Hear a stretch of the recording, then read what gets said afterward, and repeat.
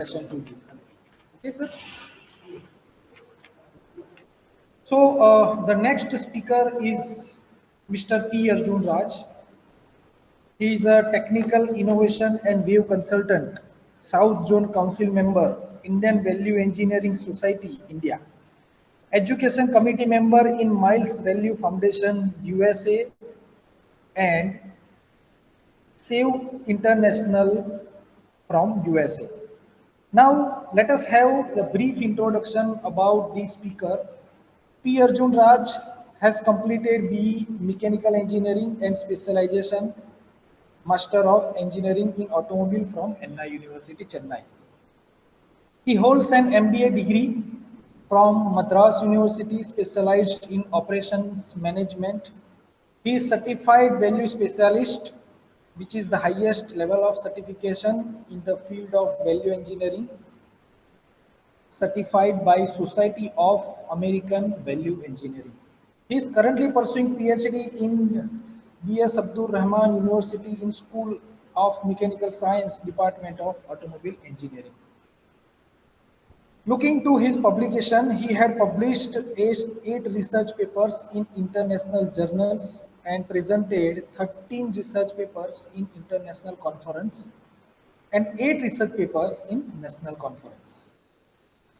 P. Arjun Raj is the resource person from many different workshops, training programs, seminar and guest lecture in different companies, R&D institutes, academic institutes related to the value engineering, operation research, total quality management, manufacturing technologies, emission control strategies, electric vehicle technologies, automotive engines, automotive transmission, and various automotive components, product and management subjects.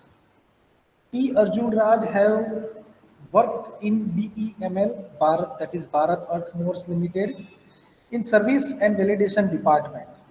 Worked in Mahindra and Mahindra Limited in engines R&D and worked in PSA Group Motors in powertrain research and development department.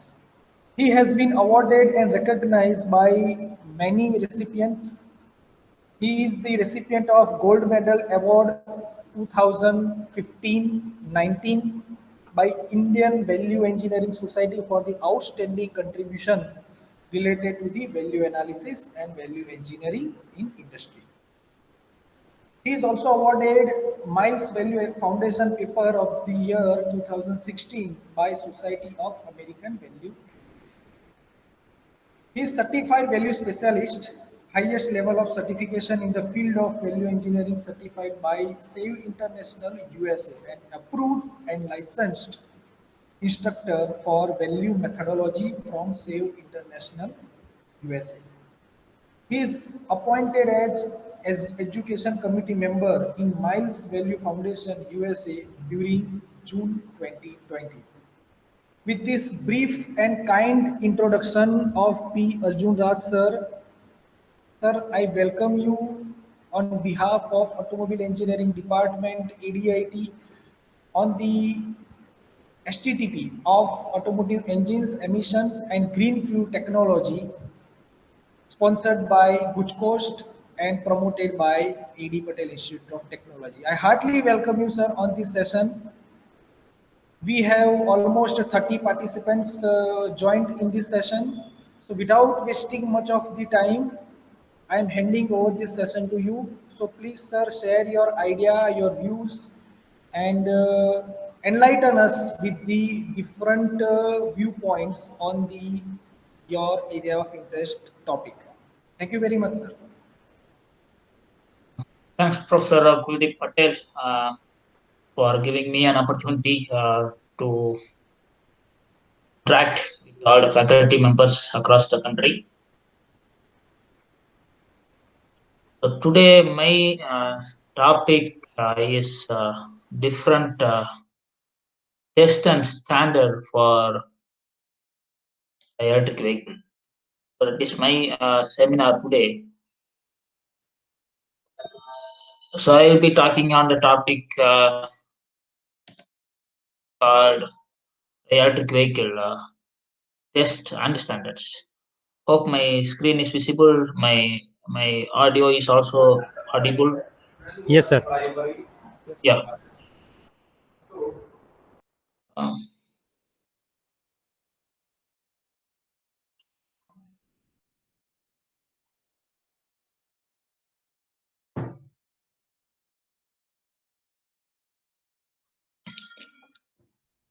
so the title here is the electric vehicle tests and standards.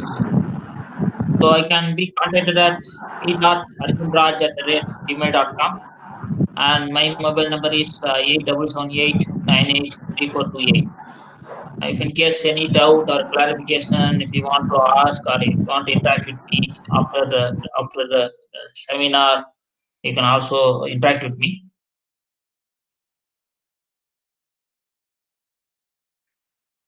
So this is my presentation content. Today I will be talking on the basic concepts and terminologies which are being used in electric vehicle. Then I will talk about the importance of electric vehicle performance. Then overview of electric vehicle in India. So different type of electric vehicle, what is being developed in India, like two-wheeler, three-wheeler, four-wheeler. With respect to that, I will be giving an overview. So all these three topic I will give ahead before going to the main topic called different tests for electric vehicle and the evaluation and standards for electric vehicle. So today the topic is test and standards for electric vehicle. So I will just give an overview before going to the test what we have for the electric vehicle and what the standards we have for the electric vehicle.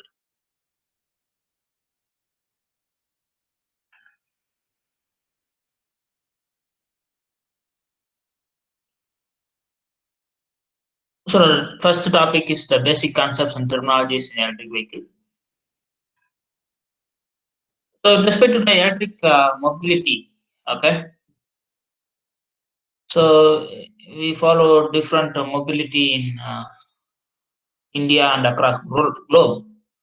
Starting with the two-wheeler, we have electric concept or electric vehicle technology into the two-wheeler, and we have the electric vehicle technology in three-wheeler like e-autos and e-rickshaws, and in four-wheeler we have the passenger car, buses, trucks, tractors, commercial vehicles. All these vehicles are now into the electric vehicle concept.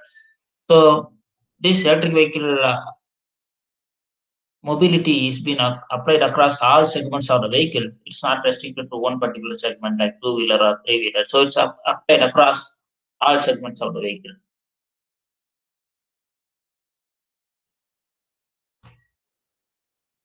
With respect to the electric vehicle, it's not only the electric vehicle concept, but also the concept which is being adopted in the regular conventional vehicle, like what we have autonomous driving, connected vehicle, IoT, all these shared mobility, cyber security, all these are there even in the conventional vehicle also. In addition to the electric vehicle concept, so we are also having in the trends which is happening in the automotive field with respect to the autonomous driving, connected vehicle, cyber security, IoT, shared mobility. And in addition to that, we have vehicle to grid technology in the case of electric vehicle field, because you need to have the charging station where you will get the charging from the grid station. So you need to have the vehicle to grid technologies for taking the power from the grid to the electric vehicle. So similarly, in the case of a normal conventional thing, we have at the station, at the petrol station we have, where the petrol or the diesel is being put into use to the vehicle. So this similar to that, you have the grid to vehicle technology and also vehicle to grid, where if in case if you have extra charging in the case of the battery for the vehicle, so you can also recycle to the grid station. So you have the advantage of taking the charge from the vehicle go to the grid, and again whenever it is required, you can take it from the grid to the vehicle. So these are the future trends which are happening in the automotive industry with respect to the electric vehicle concept. When I say electric vehicle, it's not only restricted to the electric motor, electric battery, the technologies what we use in the electric vehicle. So even in addition to that, what we have in the conventional thing is also applicable to the electric vehicle. So when I say the test and standard, so we need to do the tests individually for all these things. Okay, so there is no rocket science that what we have that the test and standards is uh, is not applicable to the conventional or not applicable to electric vehicle. It's like similar what we have for the conventional thing, except there will be some slight changes with respect to the motors, batteries, and the battery management system, motor controller, etc., and the charging system, etc. So we'll start with the concept called electrification. So you might be knowing we have three type of electrification. One is conventional vehicle, and one is hybrid vehicle, and one is battery electric vehicle. In the case of the conventional one, you have the fuel as the input, and you have the engine. And in the case of electric vehicle, you have battery as the input source, and the engine is replaced with the help of a motor or a generator. So in the case of regenerative braking, you go with the motor will act as a generator, and you have this transmission as usual. But the transmission what you have in the case of a conventional vehicle much more complex than what you have for a battery electric vehicle, because you can run the vehicle with the help of a single speed gearbox. Except if you're going for a truck or a heavy duty vehicle where the load is higher, then you need to have a multi speed gearbox. But with respect to the two wheeler or a three wheeler or a four wheeler passenger car, you can have the single speed gearbox where the transmission is less complicated than what you have for a conventional thing. And you also have the other type of electrification called hybrid electrification, which means you can run your vehicle either with the help of battery or with the help of the fuel. So if you, in the case when the vehicle is running in traffic condition or in the city driving condition, you can run the vehicle in the case of with the help of the electric motor. So when the vehicle is running in the national highway or expressway or where the traffic is not there, where the speed is also too high, where you need to have high performance, then you can run your vehicle with the help of engine mode.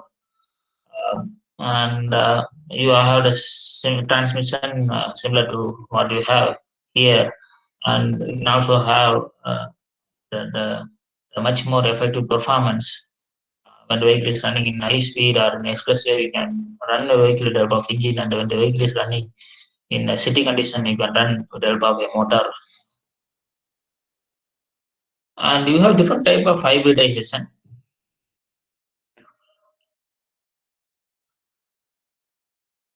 So totally you have four type of hybridization. One is micro hybrid, mild hybrid, and third one is a full hybrid, and the last one is a plug-in hybrid. So when the hybridization is taking an evaluation from micro to plug-in hybrid, the efficiency is also going to improve from micro hybrid to plug-in hybrid. So in the case of micro hybrid, you will have only the start-stop technology, which is mostly used in the traffic condition or in the city conditions. And the next important thing is the mild hybrid. Along with the start-stop technology, you also have the regenerative braking, which will operate above 60-volt voltage condition. And you also have the electric motor to assist in combustion engine, and basically the starter motor kind of thing. And in the case of a full hybrid, you apart from the regenerative braking and the electric motor for an engine, you also have the pure electric motor. What I told. So you have the pure electric motor, not the starter motor what we use for engines. Pure electric motor which you can drive all the time using only the electric motor. And also this full hybrid consists of the technology which involves both battery and also the fuel. And the last important hybridization is a plug-in hybrid. So apart from the regular use of electric motor, you also have a rechargeable batteries, which can be extended uh, for increasing the electric range. Say, for example, in a single charge, so when you're going for a plug-in hybrid electric vehicle, you can have in a single charge, you can run your vehicle to up to 20 miles per hour, up to 20 miles range, or 40 miles range. So here you have different types like PHEV. PHEV stands for plug-in hybrid electric vehicle. You have PHEV 20, you have PHEV 40, you have which means the 20 and 40 here indicates in a single charge, the vehicle can go up to 20 miles range and 40 miles per range. So that is possible with the help of a rechargeable batteries, which is coming from the uh, uh, outlet arrangement which will be used for extending the electric range. So this is the new concept which is being used by many players like Toyota, which they use it in the Prius vehicle. And initially the Prius vehicle was with full hybrid, then they evolved in even in plug-in hybrid also. Even the Chevy world, okay, even they also into the plug-in hybrid concept. So when you're going for hybridization from micro hybrid to the plug-in hybrid, so what happens is your efficiency is going to get increased. So the first is the example of a micro hybrid is the Ciprian, which is a PSA motor. I was working in a PSA company, it's a PSA motor.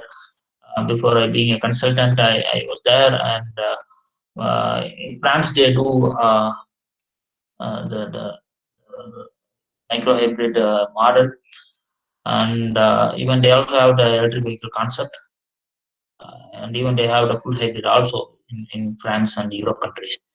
And in mild hybrid, when I was in Mahindra, I was developing the mild hybrid using the regenerative braking and also the electric motor concept for a starter motor kind of thing for an engine Scorpio I have developed.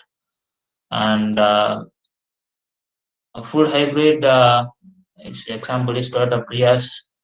Um,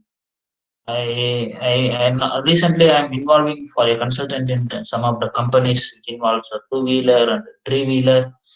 Uh, but I have not worked for a hybrid concept, but the integration concept I know very much better.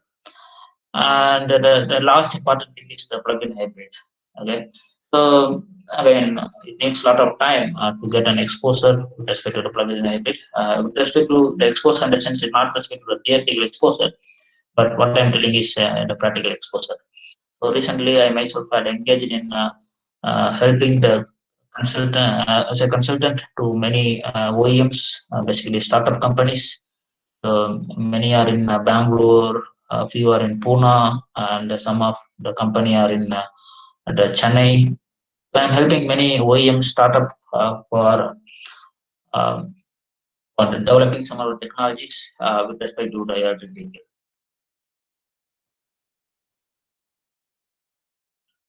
So all these are very not a new concept, but just giving you an overview.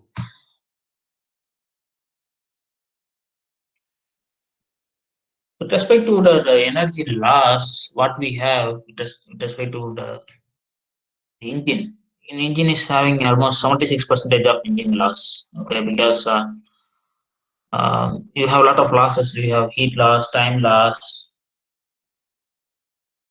blow by loss, blow down loss, pumping loss. Because of all these losses, what happens is you get almost 76% waste, which is coming out of the engine. You get as a loss. Okay, so that's why you get the 76% engine loss out of 100% of efficiency what we are going to get from the fuel. And in the case of city driving condition, almost the vehicle is going to stand. Okay, so which 8% losses, and only 16% coming to the drive line. Again, you get 3% loss because of the drive line losses. and you get only 13% which is going to the wheel. And apart from that, it is also related to the aerodynamic drag, rolling drag, and also the braking force. All this will also contribute to the losses. So finally, you are going to get only 13% when you are running the vehicle with the help of the fuel and engine. And when you're going for a hybrid and when you're going for uh, a pure electric vehicle, what happens is this percentage is going to get increased. We will see how it is going to get increased. So again, when the vehicle is running in a highway with respect to having the fuel and engine, so you don't have the standby loss, which means you don't have the waiting percentage. So you don't lose. As in the case of city condition, most of the time your vehicle will be in start and stop condition. So most of the time it will be in standby, and you get losses of 8%, which is not going to happen here. But the engine loss is slightly going to be higher than the city condition. It's not 1%, but still theoretical one, but still it will be higher. When I was in Mahindra, I do a lot of research to reduce the engine loss. But we do a lot of research how to reduce the percentage loss, heat, the time, and blow by loss, pumping loss, friction loss. So all this is very challenging one again. And again, the more you reduce, it will also increase the cost. Okay, so there are a lot of challenges. I also had a sleepless night, 3 4 days continuously for doing some of the combustion development when I was in Mahindra. All these issues are there when you're going for this type of things. And you get only 23% which is coming to the drive line, and again you get drive line loss of 4% almost. We're going to get only 19%. And again you have the aerodynamic, rolling, and braking. In the case of when the vehicle is running in highway, you apply the brake very less when compared to start-stop condition. And again the aerodynamic force is going to be higher because the air which is going to come is going to be higher. Okay, the force which the air strikes the vehicle is going to be higher. And again, the rolling resistance is also going to be higher because the speed of the vehicle is higher. The next important thing is the hybrid system. So hybrid involves four technologies. One is micro hybrid, where you have the start-stop technology, where you can eliminate the standby of 8%. And the next one is mild hybrid, where this mild hybrid is also having the regenerative braking technologies. And the third important thing is the full hybrid, where you can also run your vehicle either with the help of engine mode or with respect to the electric mode. So in such a way, you can downsize your engine, and also you can decouple the engine along with the flywheel. And the last important thing is the plug-in hybrid electric vehicle, where you can also eliminate the engine coming entirely. And the same thing when I'm comparing the energy loss with respect to the engine and also with respect to the electric vehicle. So here the engine is replaced with the help of motor, and fuel is replaced with batteries. And unlike the 76% loss what we have in the engine, the motor loss is only 10%. Still, there are a lot of research is going on even to reduce the motor loss also. As I said, I am being a consultant. I have seen some of the companies where they even trying to make it as 8%, 9%, even between 9 to 10% also, because they are trying to reduce the loss of the motor as much as possible. And the driveline loss, what you're going to get is going to be higher than what you're going to be in engine. So it's going to be 14%. And this is also very challenging. To reduce the driveline loss also is very challenging because you have only single speed gearbox, and but unlike in the case of a commercial vehicle where you have multi-speed gearbox, you need to have the multi-speed gearbox in the case of commercial vehicle like the buses or into the trucks category, because you need to have a lot of load for which you need to have more torque. So In that case, the driveline losses will also be higher. Considering that, between the motor loss and the driveline loss, the overall the efficiency is going to be 76%, unlike you get the 13% in the case of the normal engine. So here the efficiency is going to be much more higher. But with respect to the aerodynamic structure, so the force is going to be higher and rolling is going to be slightly higher, and the braking is also, since you have the if you have the regenerative braking kind of thing, still you can reduce the percentage. But even the performance of the electric vehicle is correlating with respect to the mileage what you have in the case of the engine. So here in this case, you have the ranges equal to that of mileage in the case of electric vehicle.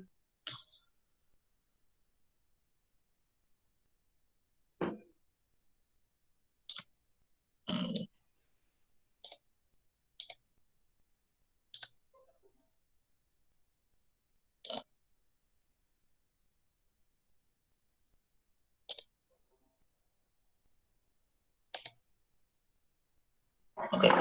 Next one is the wheel to wheel efficiency. Just give me a minute.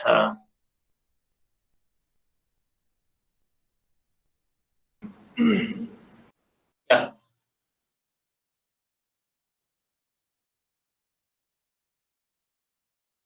Next is the wheel to wheel efficiency.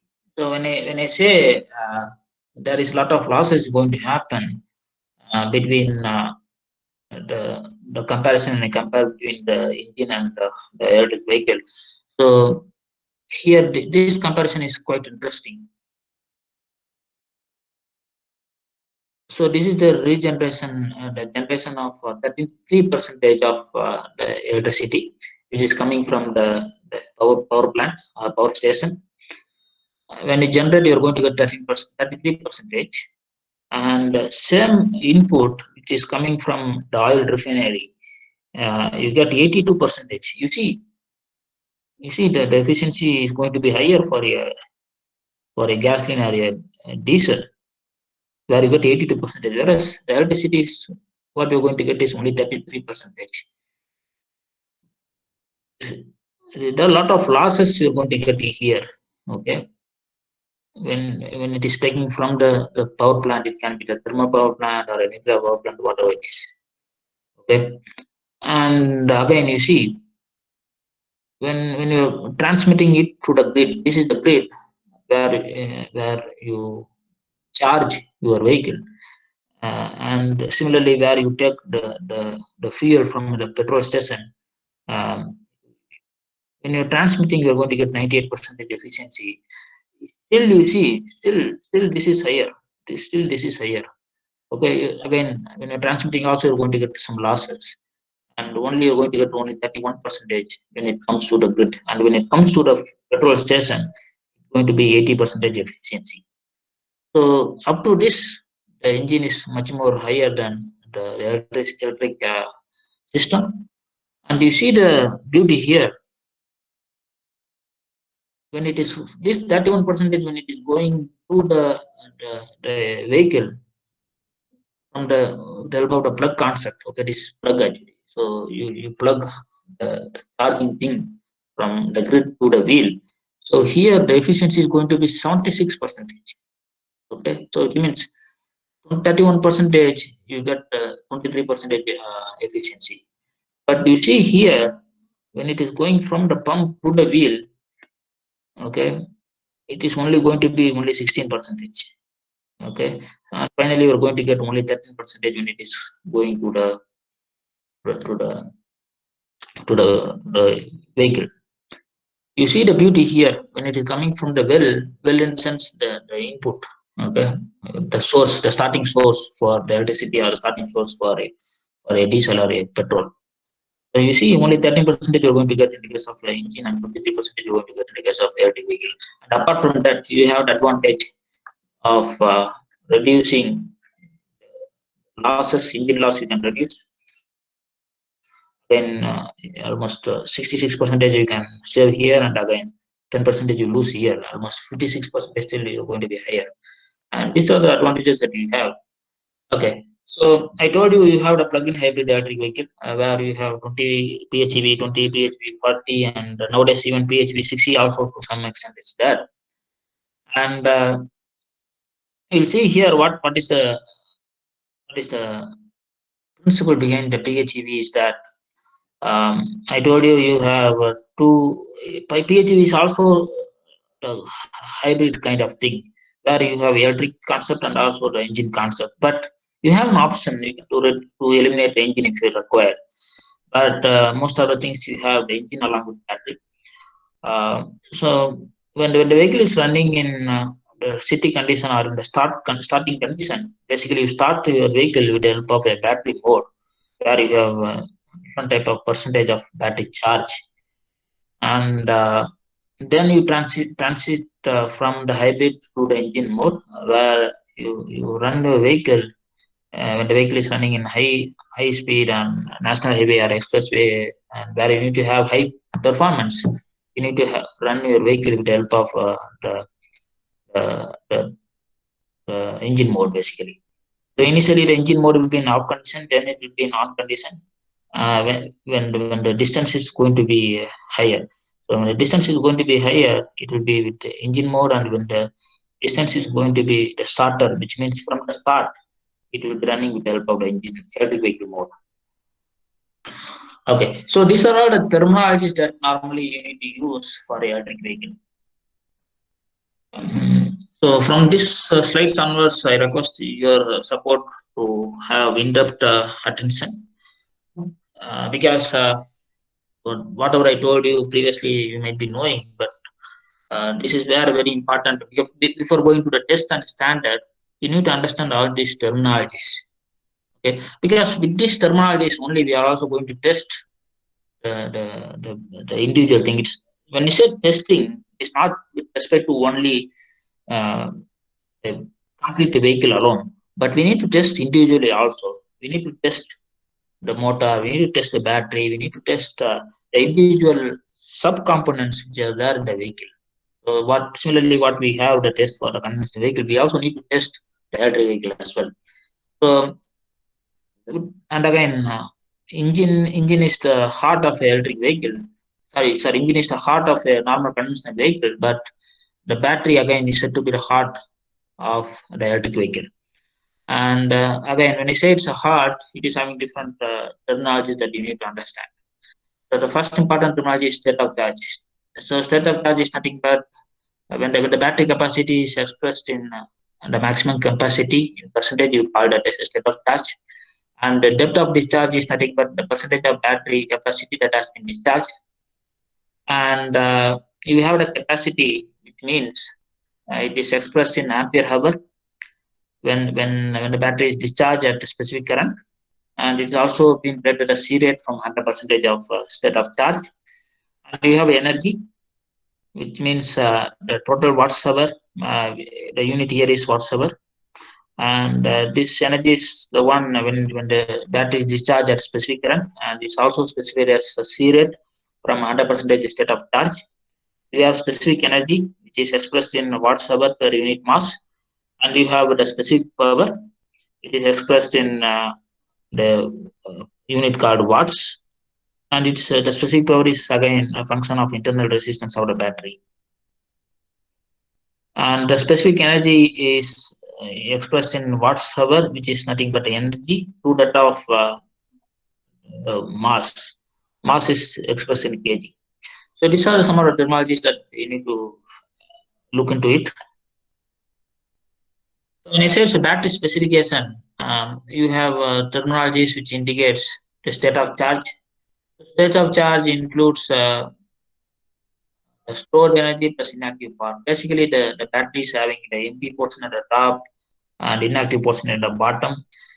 You have the stored energy in the middle, and the overall the battery from the empty space to that of the inactive region is called as a rated capacity, and the available capacity is basically between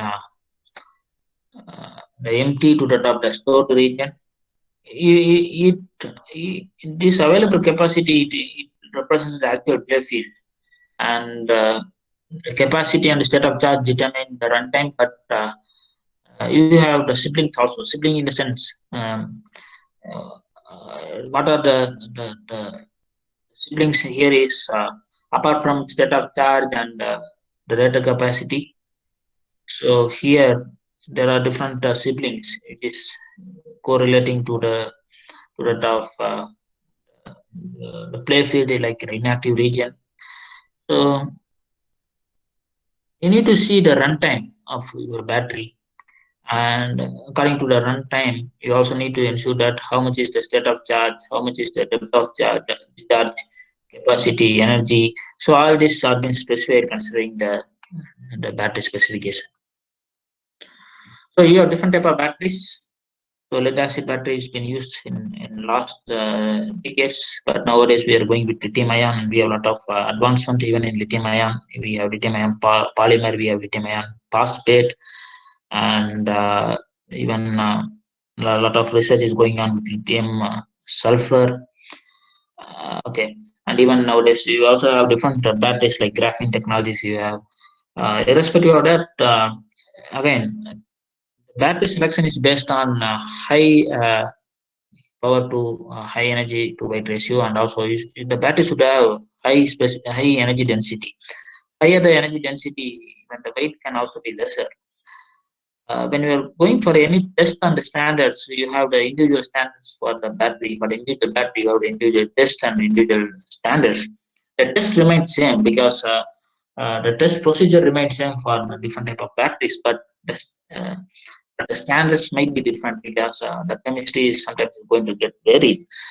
But irrespective of that, it should uh, it should have the sufficient the required energy density, and again it should also have the particular weight, because it's higher the weight is always a problem. So that's why the lead acid weight battery is almost 3 times higher in weight when compared to that of lithium ion battery. Even this will also higher the weight, it will also contribute uh, to the additional problem with respect to the complete vehicle also. So you need to, when you're going for a design selection of any battery, you need to see that you are going to have the selection having high energy density and also the less weight. With respect to the changes, what we can see from the IC engine to the top for the electric vehicle is, engine is replaced with the electric motor. So engine is the heart here, and the motor and the battery is going to be the heart what we will have for the electric vehicle. And you have the engine management system, but you have here a battery controller, sorry, motor controller you have, and the fuel is going to be the input, and battery is going to be the input for your electric vehicle. And you have the petrol station, and you have the electric charging station in the case of AC engine, in the case of electric vehicle.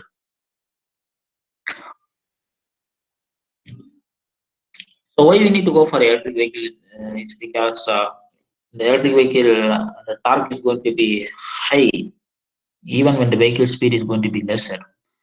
So the electric motor can produce a torque even at the starting RPM or 0 RPM. And again, it maintains a torque constant, and this torque is going to be higher than what the torque you're going to get out of the IC engine motor. So considering this, you have better efficiency for electric vehicle with respect to the torque point of view. And considering this reason, you're going for electric vehicle. And even the electric vehicle do not require multi-speed transmission. I told you initially, with the help of the electric vehicle, you can go with a single-speed gearbox, where you no need to have the multi-speed transmission also. But some other vehicle like Ashok Leyland, they go with the multi-speed transmission also, because the load is going to be higher for some of their applications, for bus application, because bus is going to be completely with lot of loads, because the passenger is going to sit, more passenger are going to sit, maybe the vehicle with the 60 seat or 80 seats. Okay, and on an average, if the weight of the person is 60 kg, so 80 into 60, you can see almost 4 4,800 kg. Okay, so that much weight is required. So for which you need to go for a multi-speed gear transmission. But for passenger car or for a two-wheeler, you want to go for a multi-speed transmission. So we have different type of motors. Yeah, DC motors, AC motors, and again DC motor converter is divided into brushless and brushed DC motor. And you have series wound, shunt wound, compound wound, permanent magnet brushed DC motor. So in most of the things, even for a Tata Nexon, even for that we are going for a permanent magnet thing. And even but the cost is going to be higher when you're going for a permanent magnet. The cost is going to be higher. Uh, and you have the AC motor, which it is divided into synchronous and asynchronous induction motor. And induction motor is again divided into single phase and also three phase. And again, you need to select the motor considering the speed and the torque range and the power what is being required. And I'm not going to debate which motor is best, but of course, if you want to have more speed, then PMS permanent magnet will be good, but again, the cost is also going to be higher. Okay, so you need to select the motor considering the cost versus the performance. Okay, and again, this is the characteristic curve of electric motor having the speed in the x-axis and torque in y-axis. You can see the torque is going to be higher when compared to the IC engine, but again, even the torque will range between the maximum to minimum, and you can see the continuous rating torque is going to be almost 30 to 40, 35 to 40 newton meter, and the maximum is going to be much more higher. And again, you see when this is the torque curve, the torque is going to be higher initially, and it will reduce beyond the rated speed or the speed which has been specified as per the specification or as per the target. But unlike in the case of the engine, where the torque is going to be lesser, and even the torque is going to reduce, the torque will increase from low RPM to the mid-level RPM, then again it gets reduced in the case of an engine. But when compared to that, the motor is much more better. But again, you need to select the motor. As I said, you have different type of motor. You need to select a motor depending upon the torque which is being required and what is the speed at which your vehicle needs to be operated and what is the power required. So considering that, you can select the requirement of the motor, and for which you do different type of tests and you have the standards also. This is the manufacturing process of electric vehicle batteries. It's not only for a car, but this is the manufacturing process of the electric vehicle battery basically. So the source here I got from the BCG analysis. So it's basically having 7 stages or 7 steps to manufacture a battery. So first the raw material is coming there, and you do the component production, where you manufacture anode and cathode. Anode is indicated as two straight lines, and cathode is like a rectangle. So first, in the first stage, what you do, or in the first step, what you do is you do the component production, where you manufacture anode and cathode, and again you also have the active materials, binder, electrolyte, and separator. And you have the next stage where you do the production of cells, and it's basically an assembly of a single cell. Okay, so the battery will have different cells, not like it's a combination of individual cells. First you do single cells, then what you do is then you go for a module, the third stage, where you configure the cells into the larger module, which involves many single cells, and again you put the electronic management also into the system. And then what you do is you pack it. Okay, you pack. So this is one cell, this is second cell, this is third cell. Okay, and this is the This is the management system, the electronic management system. So all this you pack the complete thing, and we are going to put it together. Pack in the sense you are going to integrate it, and you are going to install, and you are going to put it for use, and then you are going to integrate this to the pack assembly to the vehicle integration. This is the vehicle. So mostly the battery will be in the front side. Okay, so it is like a front engine and the rear wheel engine what you have, and again even some of the vehicle will have even the rear wheel also. So it depends upon the vehicle requirement and the configuration what the vehicle particular vehicle is having. And this vehicle integration needs to be done after the packing assembly. Then after the vehicle integration is been put into use, and then after use, what you do is after the life of the battery, it can be even reused and even recycled, and again, it can be taken again for the recycling process as well. So here, when I say you are going to, you need to reuse or recycle, so that will happen at the end of the life of a battery. So nowadays, most of the OEMs are giving the battery life for almost 7 years. So in the case of the Renault Tweed, um, they given almost 7 years warranty. And again, most of the OEMs, what they're giving is they're almost nowadays giving 7 to 8 years warranty for a battery. And again, this battery is also having the cycle time, so it needs to run for 2000 cycle. So when I say a cycle, one cycle will be close to 250 kilometer. So you also have the warranty, so beyond 2000 cycle or before 2000 cycle. If the battery is going to fail, then there is a warranty for the vehicle for the battery. But beyond the warranty, now even you also have extended warranty for which the particular OEMs are going to give up to up to 8 years warranty as well. So these are all the feature batteries that you have. You have the silicon battery, silicon-based battery, sodium sulfur battery, um, and currently I was also working for lithium sulfur battery for one of the OEMs in OEM is a startup company in Pune, along with the IIT Bombay and one of the technologies that they have developed. I was also part of that recent activities I'm undergoing. And you also have the proton batteries, you have graphite batteries, you have aluminum ion batteries, you have nickel zinc batteries, you have potassium ion batteries, you have salt water batteries, and copper polymer batteries.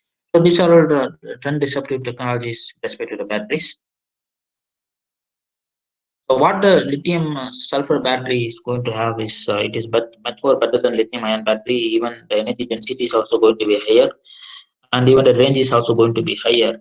And but it is not put in use, but it is in trial stage where they are doing some of the vehicle level test. The test is that from Delhi to Mumbai in a single charge, you can run your vehicle from Mumbai to Delhi and Delhi to Mumbai, which means almost 1,000 kilometers it can cover in a single charge using lithium sulfur battery. But again, it all depends on the vehicle configuration and other aspect also, and even the chemistry what we have in the case of battery. So it is again is much more complicated, but it's not a complicated one. But again, you need to test such a way to ensure that the requirement are being met. So what is the perception about the electric vehicle mostly? So the perception is the fuel efficiency is good because you can save the fuel. Almost 95% people they are giving a positive feedback, and even they are telling the maintenance cost is going to be lesser. And there is a problem. Even the pricing also people agree, but they do not agree with the riding range, model and appearance, charging infrastructure, and the dimension and shape. So I will tell about the riding range. Okay, so when you are going for a two-wheeler purchase, so even most of the city driving people, what they want is they want to ride the two-wheeler rather than four-wheeler because of the traffic. So when I say riding range, people say less percentage, and they're not happy with the riding range because they need to charge the four-wheeler or two-wheeler. But again, when you take the two-wheeler, so the usage can be 30 35 kilometers per day. And again, you can recharge, or you can charge your batteries during your weekend or weekends, basically Saturday or Sunday, depending upon the holiday what you have. uh, but when you're going for a four-wheeler application, there might be possibility that you will be driving in a long distance, okay, maybe 100 kilometers, 200 kilometers. So in that case, there might be a problem of the riding range. But again, for a two-wheeler perspective, it is not an issue.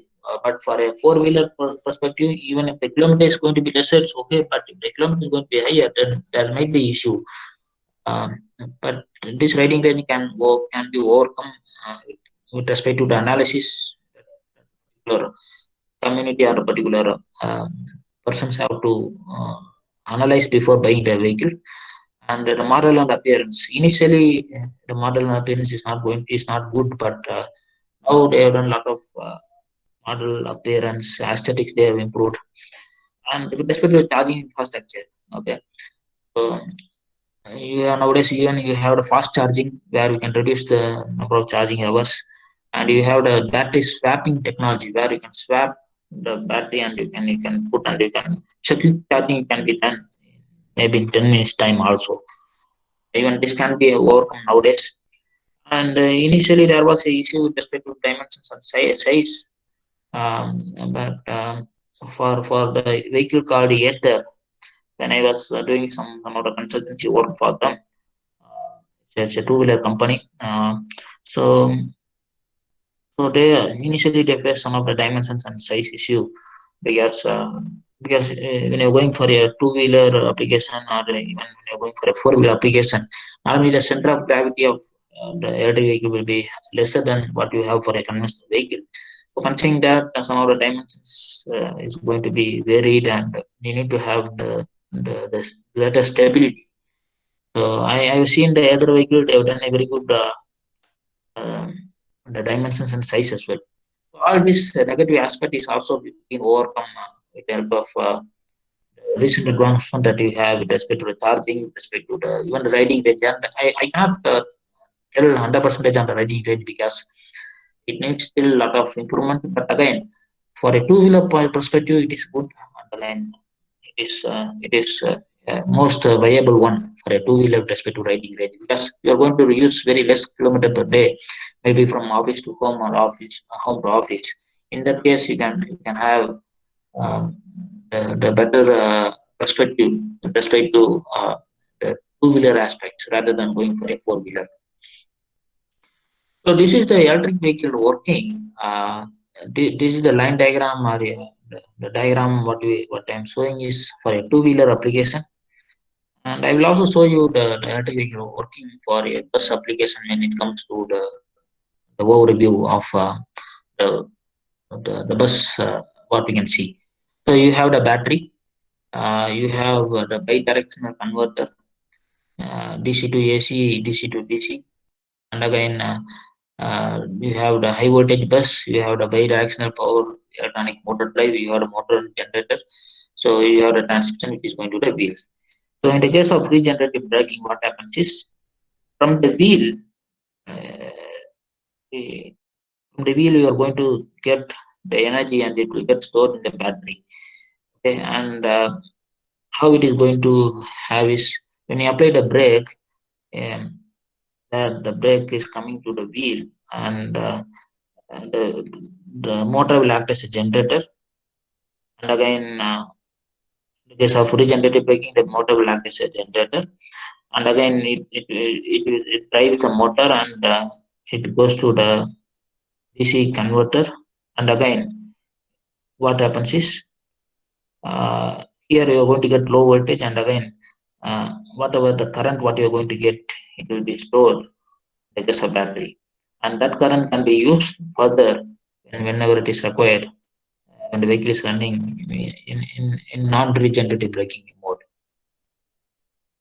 So next topic is the importance of electric vehicle performance. Why we need to have the electric vehicle performance? So you have the concept called FAME, which stands for Faster Adaptation and Manufacturing of Electric Vehicle. So under this concept, FAME 1 was there up to April 2019, but from April 2019, 1st April 2019 onwards, they have implemented for FAME 2, FAME Phase 2 basically. FAME 1 is nothing but FAME Phase 1, and FAME 2 is nothing but FAME Phase 2. So this FAME Phase 2 will be there for another 3 years up to April 2022. And this what is this FAME is all about? This is FAME is all about the categorization into 3 segments. One first segment is demand incentive based battery energy content, and second segment is charging infrastructure, and third segment is information, education, and communication. So these are all the different components that particular segment is having.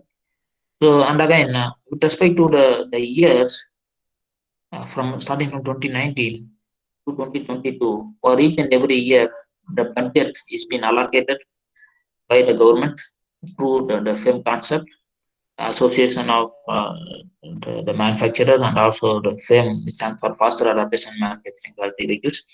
So they have allocated 8596 crores for the demand segment alone, and for charging infrastructure segment they have allocated almost 1000 crores. Okay, and for the information, education, and communication kind of thing, they allocated 38 crores. Okay, under this concept of the 3 segments, overall almost 10,000 crores had been invested by the government agency through the concept called FAME. So considering this, you need to since this much amount has been allocated by the agency, then it's very important to maintain the electric vehicle performance. And again, this electric vehicle performance needs to be applied in all the vehicle, 2-wheeler, 3-wheeler, 4-wheeler, hybrid, and also the bus, trucks, etc. And again, there are a lot of incentives even under the FAME concept. A lot of incentives also is there. When I say it's a demand incentives, it also based on the battery is the source here, for which the battery size will vary from 2 kilowatt hour to 250 kilowatt hour depending upon the vehicle category. According to that, the number of vehicles which will come under the different categories also mentioned. For 2-wheeler, almost they are giving for 10 lakh vehicle, and where it will come around 2000 crore funding is been allocated. And different vehicle will have different allocation of the thing, and again you have almost close to 8,596 crores only for this demand incentive alone, which is the one of first segment. Okay, and you have 3 segment, and for this demand incentive you have more 8,596 crore, what I told. Okay, and the remaining charging infrastructure, and again I told you have different type of charging, fast charging, swapping. You have a lot of things, and for that almost 1000 crores have been spent. And the education, communication, and information point of view, they also spend almost close to 38 crores. Almost 10,000 crores have been spent under the concept of FAME for developing the electric vehicle in India. So that's why you need to have the higher electric vehicle performance as well. And again, this electric vehicle performance is not only based on the powertrain, what you have, or the battery, or the motor, or the efficiency of the system alone, but it also based on the electric vehicle, the complete design as well. It's not only the engine, it will determine the mileage of the vehicles, because the complete design of the vehicle is also responsible for the overall mileage of the vehicle. Similarly, the battery management system or the motor system is not only responsible for range of the vehicle, but again the overall vehicle with respect to how it is overcoming the aerodynamic force, braking force, and rolling force. All this needs to be taken into account when you are going for the performance of the vehicle. And again, when I say performance, it's related to the power, speed, torque, and also the range of the vehicle. And again, So it all depends on the specification what a particular vehicle is having. And again, the vehicle category can be different. It can be a bus, or it can be a two-wheeler, or it can be a passenger car.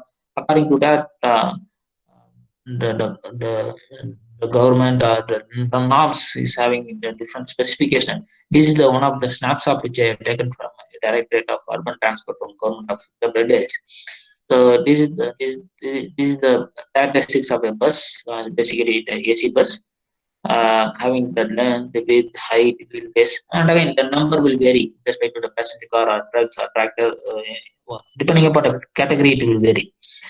And again, all this needs to be as per the Motor Vehicle Regulation Act, and again all this should be principally agreed, and the standards should be followed as per the CMVR norms. And you also have the overall weight. According to that, you need to design the vehicle, and you have the norms, and you need to maintain the norms. Okay, and you need to maintain the standards with respect to the speed, the communication system, and also the motor coolant temperature, basically the battery kind of thing. All these requirements you need to maintain when you're going for the standards as well. And again, the important aspect with respect to the importance of the electric vehicle performance importance is, with respect to a different category of the vehicle, you also have the different range. For example, for a two-wheeler and three-wheeler, the minimum range is 80 kilometer per hour, 80 kilometer per hour is the minimum range. And again, it is as per Indian driving cycle. And whereas in the case of the European driving cycle, it will be 120 kilometer per hour, and in the case of US cycle, it will be 140 kilometer per hour. And again, it will vary. Again, it also depends on the vehicle category also.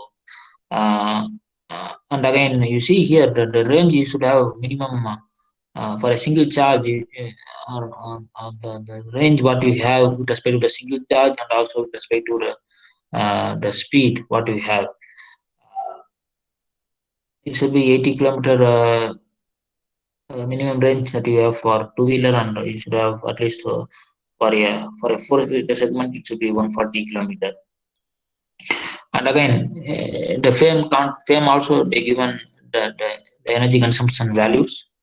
For 100 kilometer, it should consume less than 8 kilowatt hour in the case of two-wheeler, and in the case of a four-wheeler, it should consume less than it should have it should have a maximum energy consumption of 20 kilowatt hour. And even they also specify the acceleration of the vehicle. Okay, all this needs to be considered. And when you consider all these parameters, then only the vehicle are eligible for adopting for coming under the FAME concept. Otherwise, they are not eligible basically. So we will see the overview of electric vehicle in India. Then we will go with the main topic called distance standards. So in India, we have developed a lot of vehicles. We started with Mahindra Reva, Mahindra E2O, BMW i8, and we have the Mahindra Electric E Verito, and again Volvo XC90 T8 Excellence, BMW i8 Roadster. And so in India, we started with 2001, and we are in 2020 now, almost 20 years. A lot of vehicles have developed. We have developed in India, and even with respect to the bus application as well. Even Ashok Leyland they come up with the buses. Even when I was in Mahindra, I have developed the normal Supro, not the e-Supro. I was a part of the engine development and for the Supro vehicle. Same year, they also started with the electric Supro. I was not a part of e-Supro, but I was a part of the Mahindra Supro for conventional vehicle. So they launched the E version in the year 2015, and there are other players like Nissan, Tata Tiago, Tigor, Hyundai Kona, Hyundai Ioniq. So all these are the players that they came up with a lot of models. And again, with respect to the bus application, HR, JBM, Tata Star Bus, they have developed the electric vehicle concept. Okay. So with respect to the electric car, so I'm going to compare the three SUV in India. Basically the Tata Nexon, MG Motors, and Hyundai Kona, having different length, width, height, and so when I say the range of the vehicle, the range is similar to the mileage what we have for an IC engine. So this range is not only depending upon the battery power or the torque what the vehicle is going to have, but also depends on the complete dimensions and also the overall structure. As I told you, you need to have uh, the design of the vehicle with respect to the complete thing where you need to overcome all the effort of aerodynamic, rolling, and also the braking.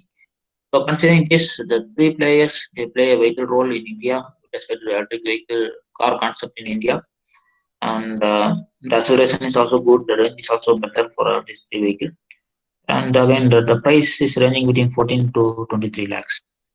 Tata Nexon is the most viable one with respect to the cost also.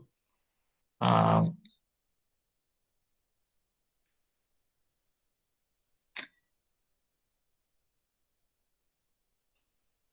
so now we'll see with respect to the electric bus application. This is the example that I'm going to give from an Ashok Leyland vehicle. So the Ashok Leyland electric bus technology is divided into three system where they have the charging infrastructure where it can be overhead induction or plug-in, where they also have the overhead line and they also have the pantograph. Induction can be either static inductive method or dynamic inductive method, and you have the plug-in hybrid, plug-in charging infrastructure. And in the case of energy storage system, you have ultra capacitor, battery, fuel cell, electric fuel cell, and you see here. And in respect to battery, you have different types which the Ashok Leyland is going is with lithium ion, phosphate, lithium ion, and also these two are mainly being used. And even they go for nickel, metal, cobalt also. Lithium, titanium oxide, but titanium is too costly. And when you go for a propulsion, it can be either electric or it can be a hybrid. And when you go for a electric, it can be pure electric or rechargeable energy electric vehicle. It can even be the parallel hybrid or combination of that. This is the electric vehicle bus in architecture. So it is having the AC charging, DC charging, and depending upon the flexibility which charging needs to be used can be used for this vehicle. And it is having the auxiliary power unit or APU controller, and you have the nickel metal cobalt battery. So here you have 650-volt DC link, and you have the auxiliary inverter, uh, and again you have the auxiliary drives for the vehicle, like you have the compressor, steering, HVAC system. And I told you you need to have a multi-speed gearbox for a commercial vehicle, basically the bus kind of thing, where the load is going to be higher. So this Ashok Leyland is going to have the traction motor with multi-speed gearbox. This is the body control unit. Okay, so this is the overhead line of charging. You are going to charge your electric bus with the help of overhead line. And this is the plug-in thing where you are going to charge with the help of plug-in. And this is the pantograph. This is similar to the one what you have for uh, the train system what you have, electric train, where you use pantograph. Similar to that, you have the pantograph for charging your electric bus. And you have the induction principle where it can be either static or dynamic thing, where you use the input power and you are going to get a electromotive force, and the force it creates a magnetic field. An electromotive force has been induced, and you are going to charge your vehicle with the help of the induction principle. So some of the electric scooters what we have in India is the Ether, Revolt, Bajaj Chetak, TVS iQube, iPrice, Hero Photon, 48 volts, and Torque. So all these model are there in India, and having different price, different battery capacity, range, almost you can see the range is on an average almost 80 kilometers is the average range. And we also have the charging time, 5 hours or 4.5 hours. This is quite less actually, 5 or 4.5 is quite less. And again, you can charge it during the weekdays mostly. And again, the top speed also quite good for all these things. Two-wheeler is quite comparatively good because you're also going to use less time. Suppose if the distance between your home and office is only 10 kilometers or 5 kilometers, still it will be much more efficient to ride your vehicle two-wheeler rather than going with a four-wheeler electric vehicle. And this is the example of the comparison between the other 450X and 450. 450X is the advanced version of 450. And when I'm comparing that with the 150, 125cc or 110cc scooter, even the torque is going to be higher. The speed is also going to be comparatively same. And you see the range per mileage is going to be higher. Okay? And again, the power is almost going to be same. And you see the weight is slightly, there is a, see, as you know, the battery weight is to be higher.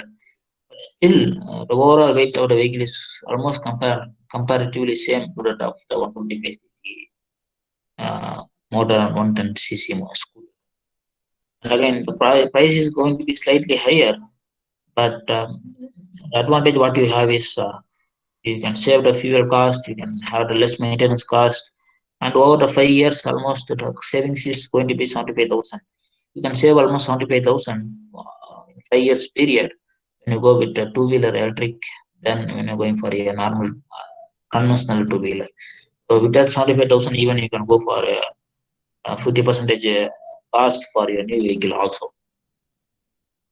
Your top speed is also good, not too bad, and you are not going to increase the vehicle when the increase the speed when you're running the vehicle in a traffic condition. Compared to that, this is good actually. And even this 450X can also be compared with the other players like Vespa, Govex, Bugaro. Comparing to that, still it is good. And we are the Indians are to know the global leadership, and we have a very good opportunity. Okay, now I'm going for a different test for electric vehicle. So directly, I do not want to start. That's why I given an overview what is happening. So now I'll go to the topic different test for electric vehicle. Why test is required basically? Okay, the test you need to test everything because you need to ensure the durability of the vehicle. If you're not testing, you cannot be able to understand what is the durability of the vehicle that you have. The factors affecting the electric vehicle durability includes different parameters. First one is the depth of discharge of battery. You need to know how much is the percentage of the total energy left in the battery, okay, for which durability is very much important. Then the static state of charge of the battery, and this will determine what's the level of charge of the battery when the vehicle is running in the standby mode. And the charging rate.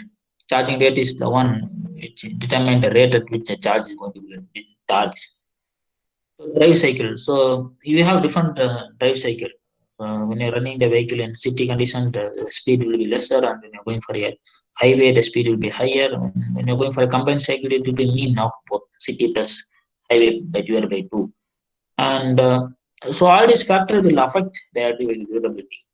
And again, the temperature. So when the temperature of the surrounding is going to be higher, and again you are going to have high temperature into the battery also, and again you need to have proper cooling to reduce the temperature also. And even the thermal management is also a quite complicated thing.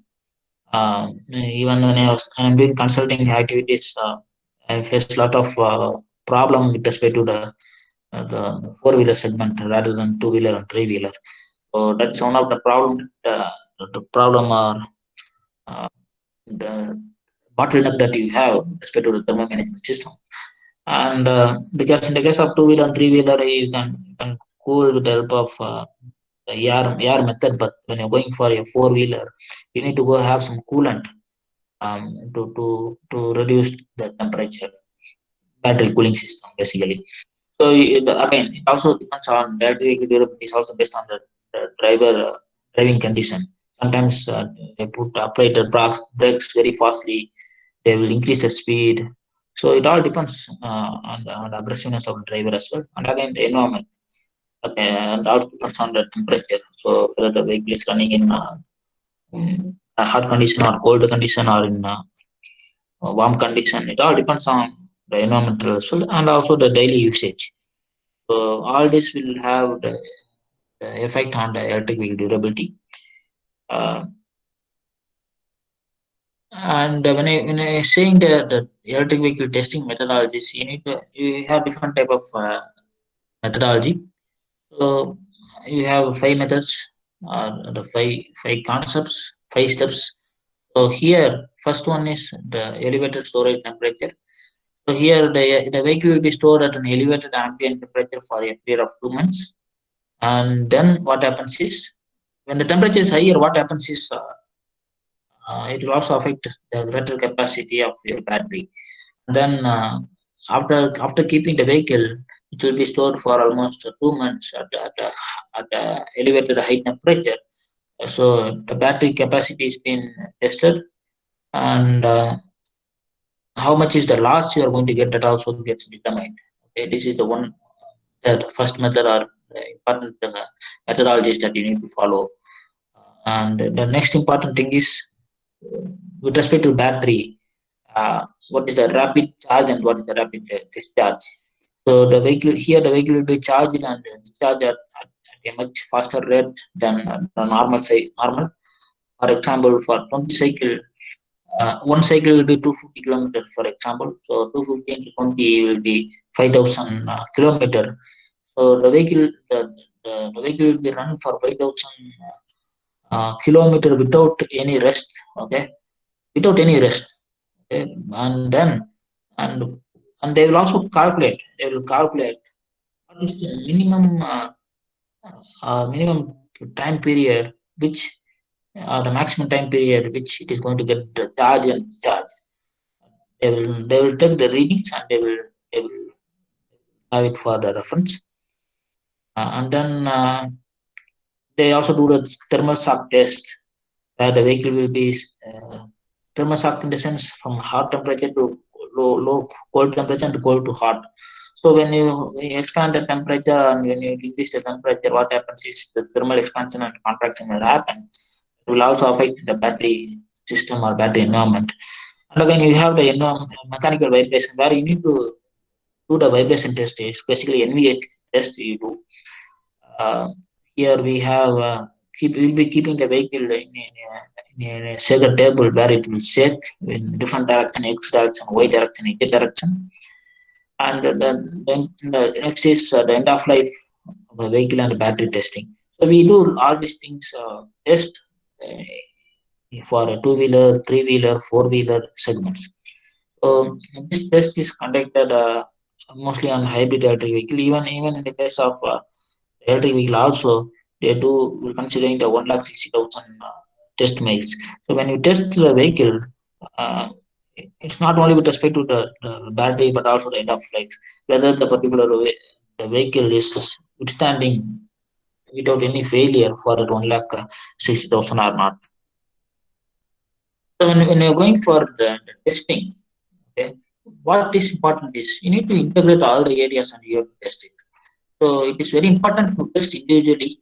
Like you need to do the brake test, noise test, vibration test, steering test, brake test, suspension test, powertrain test. You have individual test, okay, for the individual system. But apart from that, what you need to do is that you also need to integrate all these systems. Along with that, you also test with respect to the safety, with respect to the weight and the ergonomics, and what is the energy you are going to get. And finally, you're also going to validate it. Validate in the sense you do the test, you do the city driving test, you do the highway driving test, and you do the test considering the different temperature range. And finally, you're also going to do the integration considering regulation. the standards. Okay, you're going to do the validation, you're going to have things considering the regulation or the homologation what you have. Specification is very much important, and with that specification, with that standard, you're going to ensure that you're going to maintain the regulation, and you're also going to integrate, and you're also going to do all the system integration by also doing the benchmark and also with respect to the change management. Benchmark again, it can be done with the global players, like how the Ether had done. So similar to that, you can have the benchmark for the three-wheeler, which I'm doing the consultancy work for a company, a startup company in Pune. So they have done a similar benchmark with the Ola Electric and also the Mahindra Electric, and again, um, it is like some other companies also they have done a benchmark, considering that they have done a design development testing. Now they are almost going to launch the vehicle, but launching will happen after the regulation approval from RI. Now they are in last stage. Okay, maybe it will take another 3 months for them to come for a SOP. Okay. So with respect to the test, with respect to the hybrid electric vehicle, it can be hybrid because both electric and engine, and when it can be a pure electric vehicle also. So when you're going for the test, what happens is it needs to do the steady state test where considering the durability and wear is very much important, and the performance and efficiency tests are being carried out. And the NVH test is there, and you also test the vehicle in altitude and climatic simulation. This is applicable for all the vehicles, like it can be the normal conventional thing without electric also. All these tests are very much quite common, um, and even the thermal test and lubrication test also quite common for the engine, IC engine, and also for electric vehicle. And this test you do it in a steady state condition. But when you're going for a dynamic condition, what you do is you do the test in the functional test you do. You also do the shifting test. Okay? So you go do the test for a two-wheeler, the shifting test may not be applicable for, but for a four-wheeler, you need to have the synchronization test and for a shiftability test. And again, you also do the calibration, you need to calibrate under the different vehicle conditions and how it is going to perform. That also you will be testing. And you have the durability test. So as I said, you have the city test, you have the highway test, and you also do the NVH test, and considering the different altitude and climatic simulation as well. Now as the topic is with respect to the electric vehicle, so we need to concentrate on the hybrid or the electric vehicle alone, for which you do the test in steady state and also the dynamic. So where you do the durability and wear test, you do the performance test, efficiency test, NVH test, altitude test, climatic condition test, thermal test, lubrication test, calibration test, synchronization test, functional testing test. So, and again, you also test with respect to the energy management system and also the battery management system as well. Okay. So I will take another 1 hour. Sorry for the delay. I do not want to directly start with the test. I want to do an overview. Kindly bear with the time.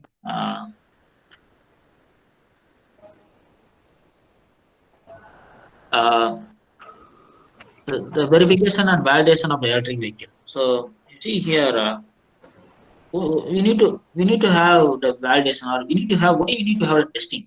Okay, this testing will help us to ensure the performance of the vehicle, endurance, durability of the vehicle, reliability of the vehicle, safety of the vehicle, and also the life. We can determine the life of the vehicle basically.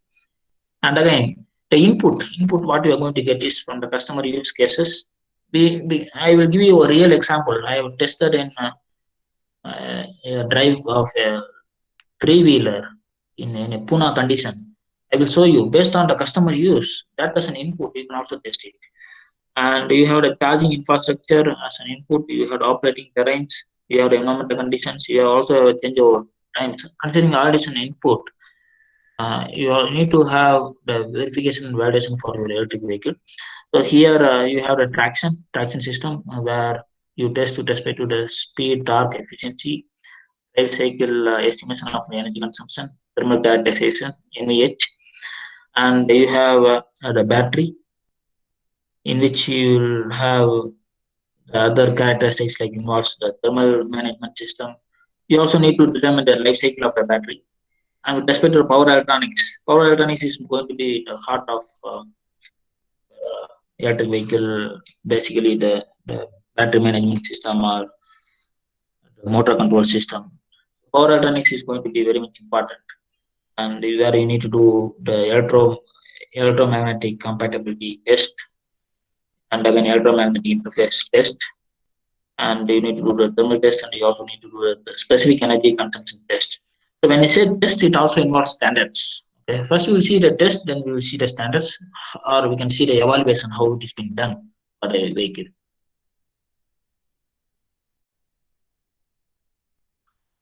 So when I say it's ecosystem for electric vehicle, it involves a chain, a value chain. Okay. Um, so we will see how this ecosystem it was before and how the ecosystem now. We will see the new ecosystem also, and we will see the development value chain. Basically, it involves R&D, in which they do a lot of research with respect to the batteries. Okay, because nowadays, in respect to the battery system, say of all the consultancy I worked in two-wheeler, three-wheeler, and four-wheeler segments.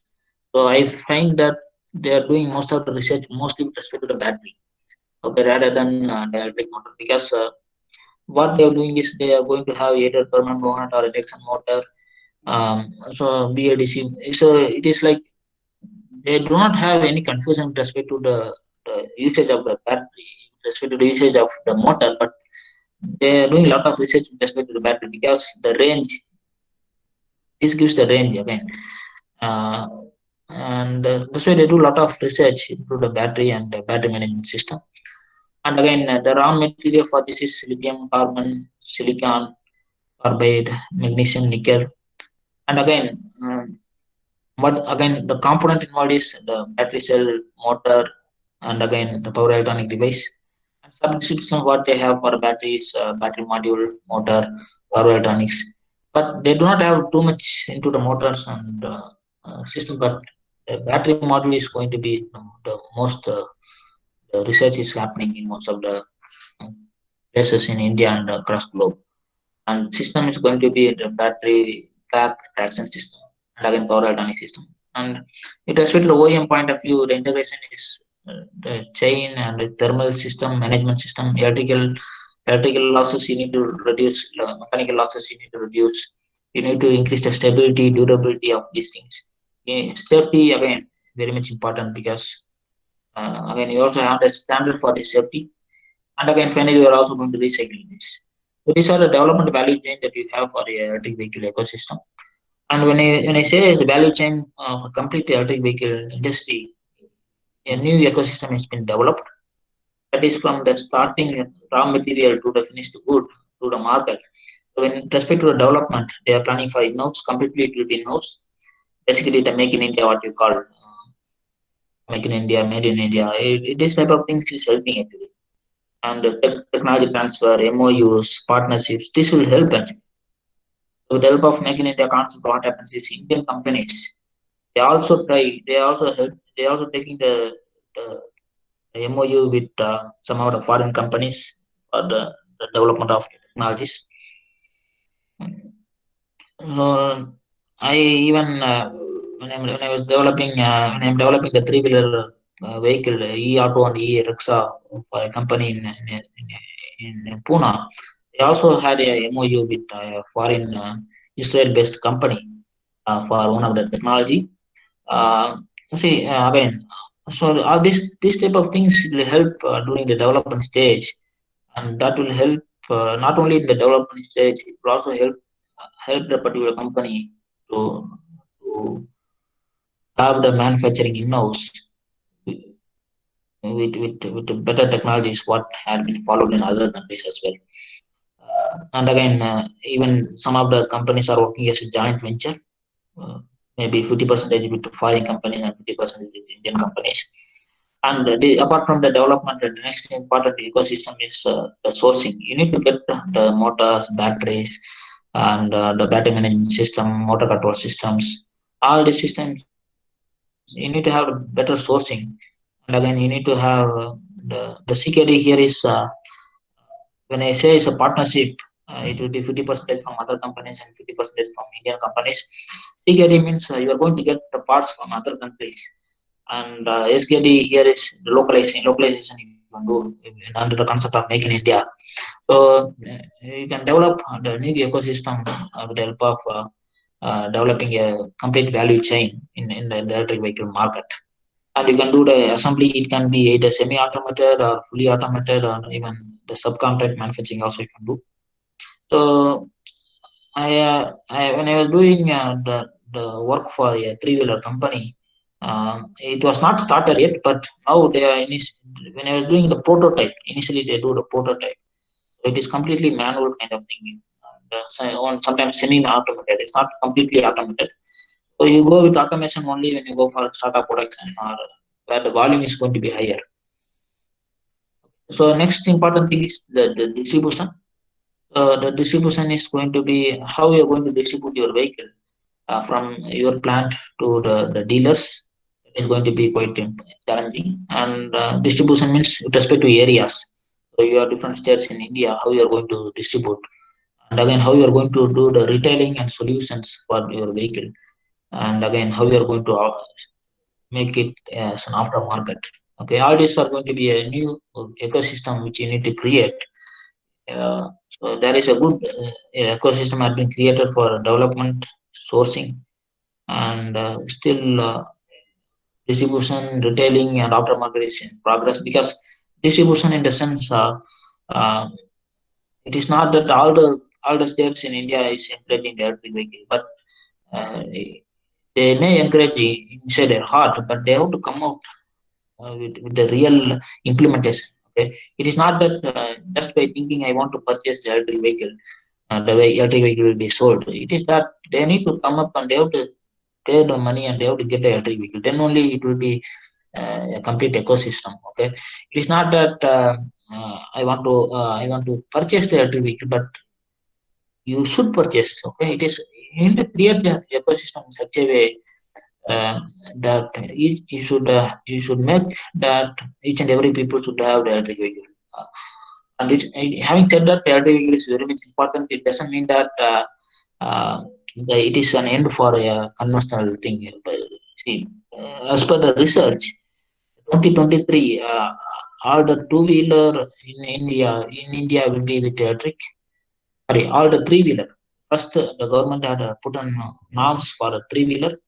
So all the three-wheeler in India will be with electric in the year 2023, and all the two-wheeler in India will be electric for a two-wheeler up in the year 2030, and beyond 2030, the focus will be for a four-wheeler. But again, it is not mandatory that all the four-wheeler will be electric in future. But again, the diesel vehicle also will be there, gasoline vehicle will also be there, and even the electric vehicle will also be there. But even the quantity or the volume should be going to be higher for all the three segments, with respect to the passenger car or with respect to the bus or the heavy duty vehicle, because the range is very much important even for a four wheeler. Unlike two wheeler and three wheeler is okay, but the four wheeler range is very much important, considering that research says that the gasoline vehicle will be there, diesel vehicle will be there, even the volume will be higher than what is there now, and even the electric vehicle will be there.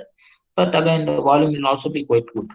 Okay, there will be increment in all the things. It is not that because of this electric vehicle there will be an end for a diesel or gasoline. Even though electric vehicle is going to be a green, it's going to be a environmental free. And even there is research or a debate going on that to produce electricity which is coming from a thermal power plant, the pollution is going to be higher than what you're going to get from the mobile.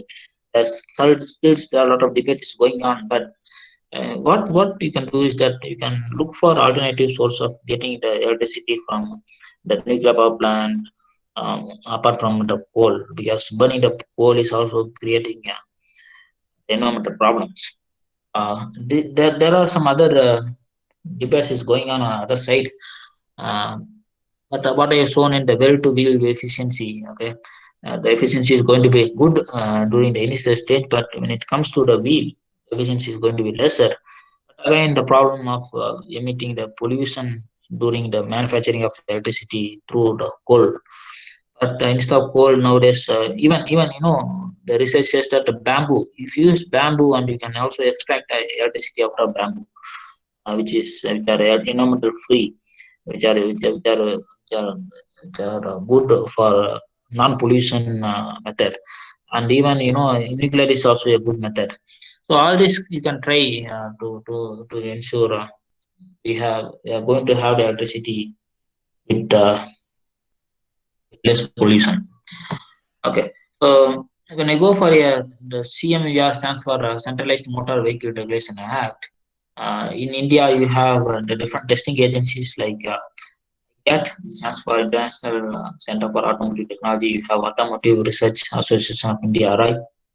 You also have the VRD, which stands for Vehicle Research Development Establishment. You have the again RI, and again we have different association in respect to the industry like SIAM, which stands for Society of Indian Automobile Manufacturer, ACMA Automotive. Here ACMA is the component, like battery is a component, motor is a component, okay? The tire is a component, brake is a component. So, and when it says a complete manufacturer, it's a complete OEM or complete vehicle. And we also have the Tractor Manufacturing Association. We have the State Transport Department. So all these are the industry associations which are associated with the testing agencies, and even you also have the government norms like BAS, Bureau of Indian Standards. You also have the Ministry of Heavy Industries and Public Industry and Enterprises along with the Government of India.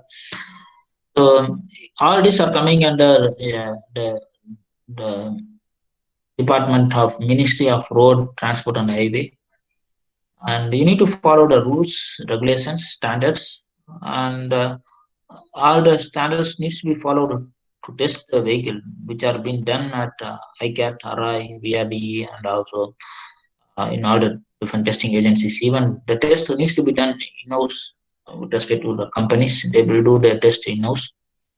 And all this CMVR have been developed. The standards keep on changing. Okay, every year they keep on changing the standards. They also have the standing committee. The technical experts will be there in that committee, and they evaluate the standards. They test different conditions. So you have different tests respect to RI test procedure. You have the vehicle weighment test. You have the coast down test. You have the visual indication test. For a gradability test, you do the electric range test. You do the brake test. You do the noise test, electromagnetic compatibility test, function test, traction test, battery test. So all these tests are being carried out. So I have prepared a document for a different test for electric vehicle. So this is what the document I have prepared. This document involves the different type of test that normally the company will be using. Hope my screen is visible. Can anyone confirm my screen is visible or not?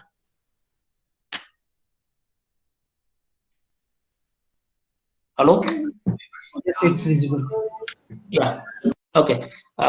So these are different type of tests that I have prepared. The standards and the requirement.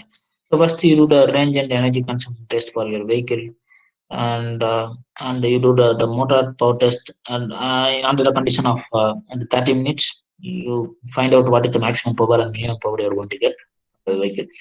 And you do the electromagnetic compatibility test for your electric vehicle. You do the coast down test. Basically, you accelerate your vehicle to a high speed and again onto the flat and also to the straight road, and also to the different conditions. You can also take the vehicle with respect to the neutral down to the low speed as well.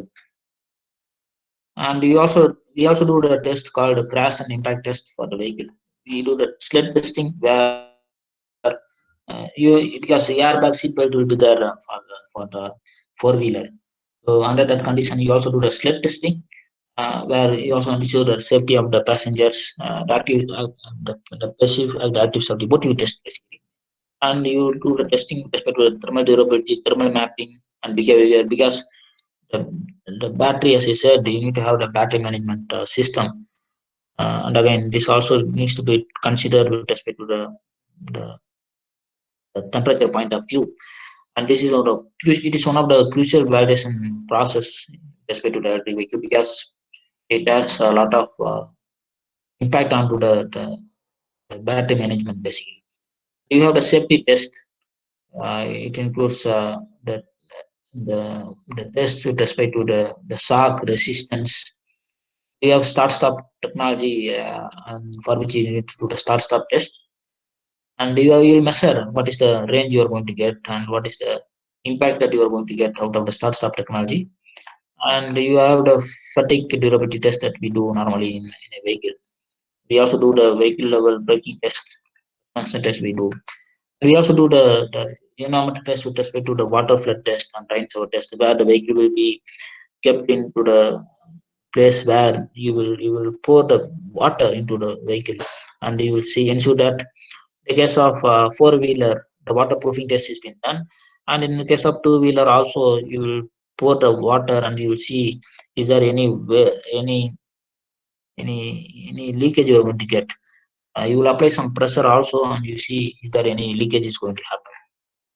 And you do a turning circle diameter test, where you turn the car or a two-wheeler in a circle with the steering wheel turn to a maximum position in right or left direction. Considering that, you do the turning circle diameter test as well.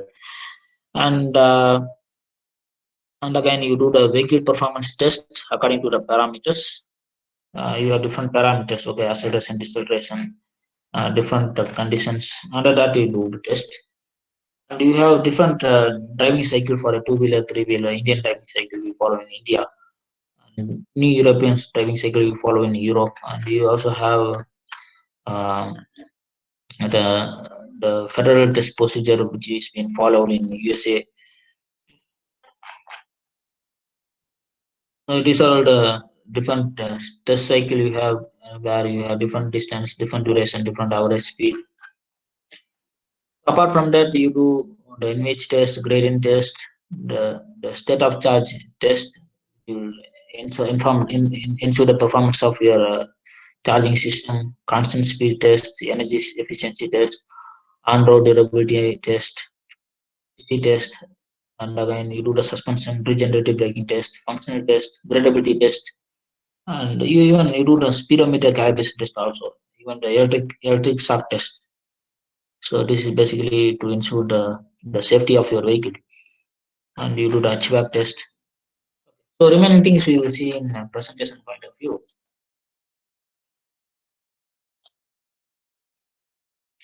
Okay. Again, with respect to the test, you have the motor controller. So as a you will be testing the thing with respect to the complete vehicle and also the individual system like the controller.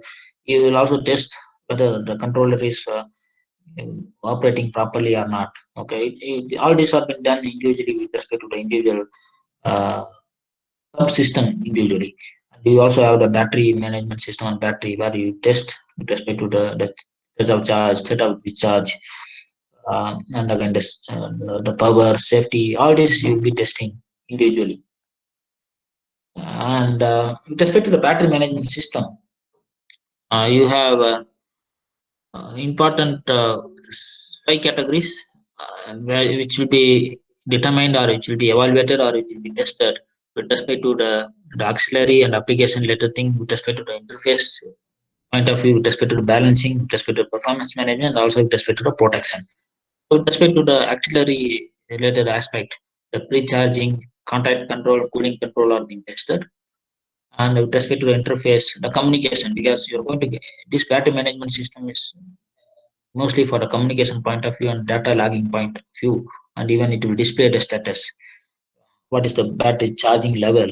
So for which you have the standards, you will also do the testing for the interface communication.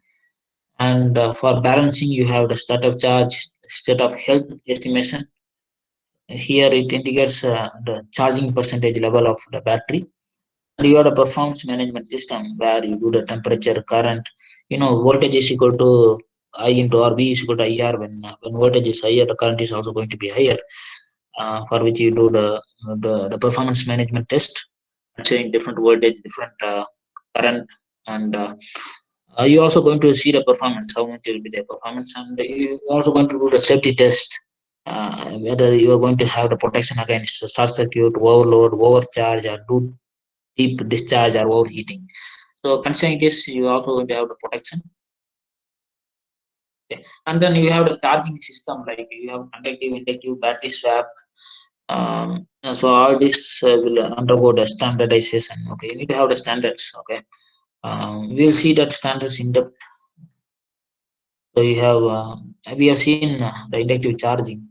It can be static or it can be dynamic. Static means you are going to charge when the vehicle is in static condition. Dynamic means it will go with light speed. It's not that it's going to go very fastly, maybe 10 kilometer per hour or to 15, 20 kilometer per hour. But under that condition, it will also get charged. Not even 20 kilometer, maybe very less speed, maybe 10 kilometer per hour. It will go very slowly. And you also have the system of battery swapping. Even you have the standards for these things. When you're swapping the two-wheeler battery or a four-wheeler battery, you have the standards that you need to follow. But the problem here is when you're going for a swapping the battery, you should ensure that you have the standardized battery interface. If you don't have the standardized battery with respect to the dimensions, then you cannot use the battery of swapping the battery. Then you need to go for a fast charging, or then you need to go for either the plug in mode, or the static mode, or inductive mode. You need to try. So when you're going for integration aspects of the change, so you have you have the effect with respect to the center of gravity of the vehicle, where your CG gets shifted to the low side.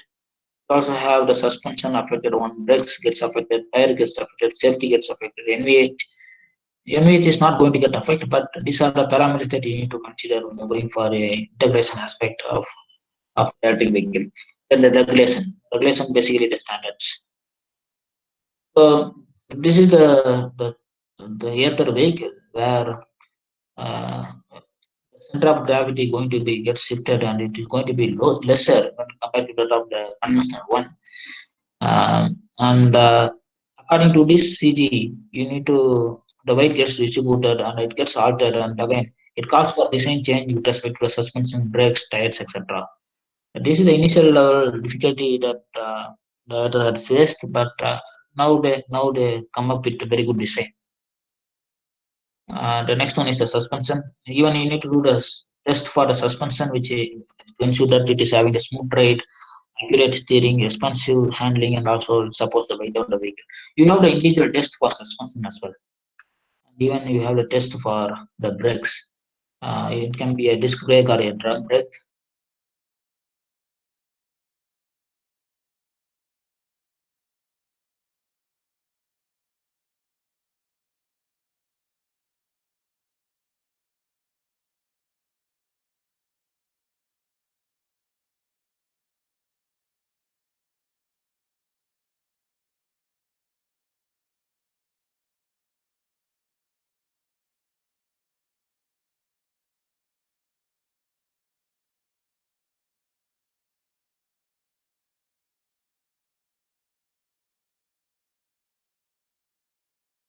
Still weight, load on the wheel. Just a minute, whether my voice is audible. Can anyone confirm my voice is audible? Yes, now it's audible. My screen is also visible, right?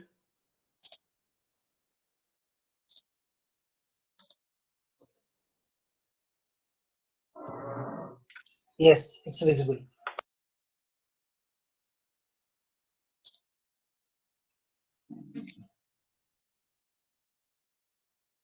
So when you're going for the the test. So what I may observed is that the tire is going to get wear off like this. So then what happens is they are going with the modified tires where they are going to have they are providing the channels shoulders to avoid voids to have the void so that the tire wear is going to get lesser. So all these modifications are going to happen only when you test the vehicle. Okay, if you're not testing the vehicle, you cannot understand what is the problem really is. It is like you need to have the test, then according to the test, you will understand the failure, and accordingly the corrective action can be taken. You also have the safety issues that also needs to be tested using the safety standards. Then, with respect to the noise level, when compared to engine, the motor noise is lesser. Even though the motor noise is going to be lesser, but still you need to test what is the noise level of your vehicle. It can be the two-wheeler or a four-wheeler. So you need to see what is the noise level, and according to that, you also need to test the vibration. Okay, noise is going to be lesser, but even the vibration you need to see because the overall weight, the battery weight is going to be higher. And so you need to see the weight distribution accordingly and how much is the vibration you're going to get. You need to ensure that the vibration test, you need to ensure that the natural frequency of the vehicle or the system should be higher than the expected frequency what had been determined. If your natural frequency is higher, then you will not get the resonance or the vibrate or the failure. So if it is nearing to that, and if you get resonance, then again there is a possibility that it may fail. So next we go with the evaluation standards for electric vehicle. So basically the regulations kind of thing.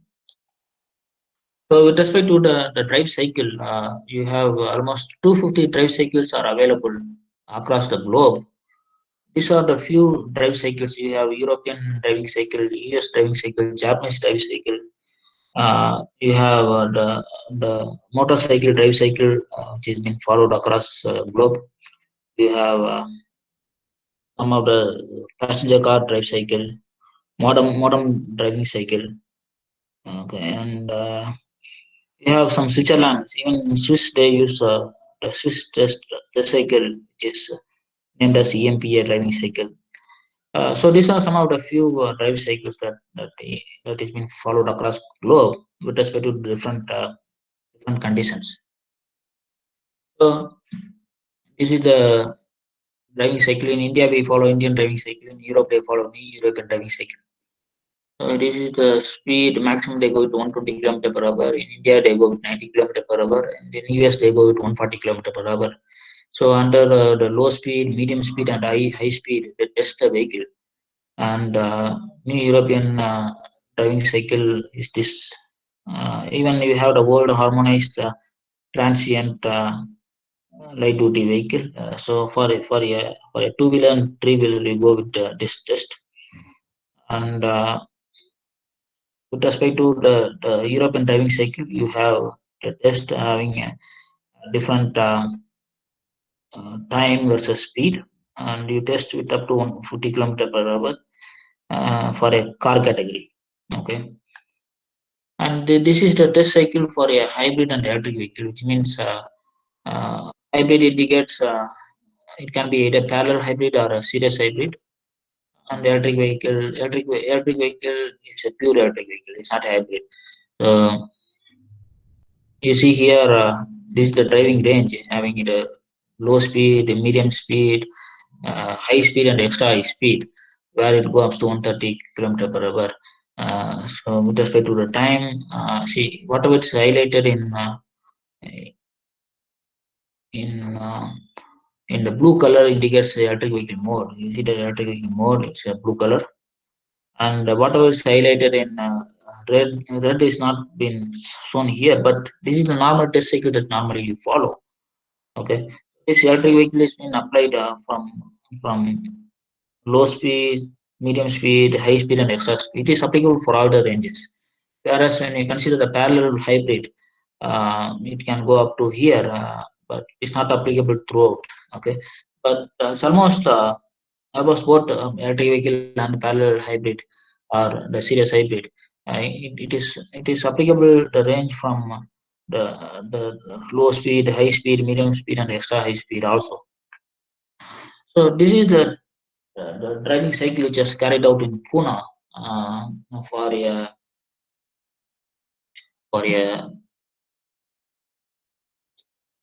system which involves the testing of a three-wheeler, where this is the starting time, this is the end time, almost close to 10 minutes drive, having in the different speed range.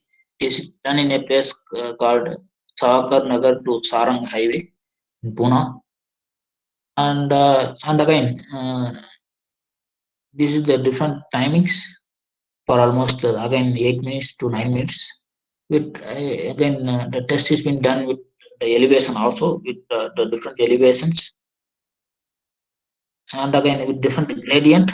The test has been carried out, and this is the place where the Sahakar Nagar to FC Road, its own place, where the test is done in different timing. Again, it is almost 17 minutes. Again, the test is done with different elevation, different gradient. Okay, so all these tests are being done to ensure that uh, there is no problem with respect to the system, basically. Just give me a second time. Just give me a second time.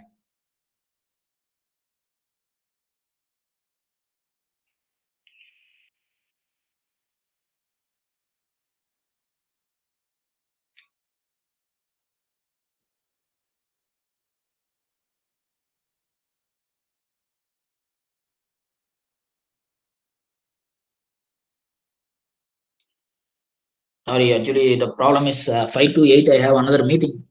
I extended the meeting. Sorry for the things, but uh, okay. So today I was slightly packed. The 3 to 8 continuous meeting and 3 to 5. But okay, there was a delay with respect to the lot of introduction I have given. Okay, so we follow different test cycle called NEDC, called New European Driving Cycle, and WLTP cycle test. So these tests are been done across globe. The world test, what you do is NEDC, and now what we are doing is worldwide harmonized light vehicle test procedure. It's already there across the globe. We follow this test to ensure that we are following all the guidelines, and we have different drive cycles. And we follow the test with respect to the time, with respect to different speed, different acceleration, different start stop application, different dynamics. Okay, the dynamics means with respect to the movement of the vehicle, and we follow different. Even in Japan, we follow Japanese test cycle again. So these are the different test procedures that we have in respect to the standards. Basically, the regulation kind of thing. So you have CMVR, which stands for Central Motorized Vehicle Regulation Act. You have the different standards for two-wheeler, three-wheeler, e-rickshaw, four-wheeler, and also for buses. And this is related to it can be either for electric vehicle or hybrid electric vehicle or even retrofitment. You can remove the engine and you can convert that into electric vehicle also. And these are the standards we will see one by one. So you have the standards named AAS 038, which is for the requirements for construction and functional safety. AAS 039 for measurement of electrical energy consumption. AAS 040 for methods of measuring the range in kilometer. 004 for EMC. 041 for the powertrain vehicle measurement for the net power and the maximum 30 minutes power. I have shown this during the PDF document. So you have the 48 standard, which is for battery operated vehicle safety requirements, and you have 49 for CMVR approval, and you have 138 for charging stations. You have 102 for CMVR type approval, and you have AS 123 for CMVR type approval of hybrid electric system intended for retrofitment on vehicle. You also have the standards which is kept for your reference. So I will go with the different names like dielectric energy consumption test, where we test using the driving cycle on the chassis dynamometer. This is a chassis dynamometer, where we will also measure what is the energy required per kilometer. And the important next is the measurement of range. We also measure the range of the vehicle in a single charge. What will be the range of the vehicle? It is not applicable only to two-wheeler, but it also for three-wheeler, four-wheeler as well. The next one is the AAS041, where we do the maximum power test, where we test for 30 minutes and we measure the speed versus power. The next important thing is 49 AAS049, where we test the electric vehicle with respect to the brake, gradability, speedometer, NVH, EMC. So all this we'll be testing with the help of the standard name AS049. So you also have the test considering the vibration. Basically, you test the random vibration test considering the frequency range in 10 to 2000 hertz and 5 to 200, depending upon the configuration of the batteries and the packing of the batteries. So you have different state of charge. Considering the different state of charge, you also test the vibration test for the vehicle. These are the different battery standards alone. When I say the standards, is not you have different standards. Okay, as per Society of Automobile Engineer International, so they follow different standards. Basically, for they have standards individually for motor, batteries, the different tests for brakes, suspension. You have individual standards, but you see, you have a lot of standards only for the batteries alone. These are the critical SAE standards, which will ensure the rating of the batteries. Basically, the even for labeling the batteries also you have the guideline. And even you also have the testing respect to the vibration because you need to test. Okay, for that you have the guidelines, and the abusive test also you have, for which you need to follow the guidelines, and you have the test with respect to the electromagnetic compatibility and even the strength point of view also. So you almost have many close to uh, 10 plus standards are there only for a batteries alone, which is being followed worldwide across globe. These are some of the electric vehicle standards that you normally go for when you're going for a charging. Okay, uh, so for a two-wheeler, three-wheeler, four-wheeler bus, so you have different agencies which will be certifying this the vehicle considering these standards. So even the standards being followed across the globe is also going to be taken into account. For example, SAE J2293 is the one which will ensure the energy transfer system for a electric vehicle. You will have the detailed standard with respect to this system, this category. And you also have the IEEE standards, where it will also ensure that interconnecting the resource with the electric power system are being done in a much more effective manner. And you have the standards for the battery packaging and also for plugs, couplers, even for a electric vehicle charging standards you have. I told you you have different type of charging. It can be static, inductive plug type of thing, or it can be even AC charging or DC charging. And even you have the standard for the individual thing. Uh, and you have the power class connections, communication. With respect to the each and every mode, you have the different standards and different criteria. Okay, all this needs to be maintained when you're going for the evaluation. With respect to the SAE international standards, you have the transparency is there, you have the consensus, you have the effectiveness. You're also addressing the concern of the developing countries like India, and you always have the coherence and openness. And they also try to eliminate the barrier, and at the same time, they are not reducing the standard efficiency. They are also trying to ensure that they are going to develop the standards considering the efficiency of the electric vehicle also. So they have the new era of mobility where they give the standards with respect to vehicle, vehicle to grid, vehicle to infrastructure, vehicle to devices. Even the devices also having individual standards with respect to the smart grid, connected vehicle, and also the electrified automobile. They again here the electrification is been implemented based on the consumer needs, what the consumer really wants, what the technology has been available, based on regulation, based on the infrastructure as well.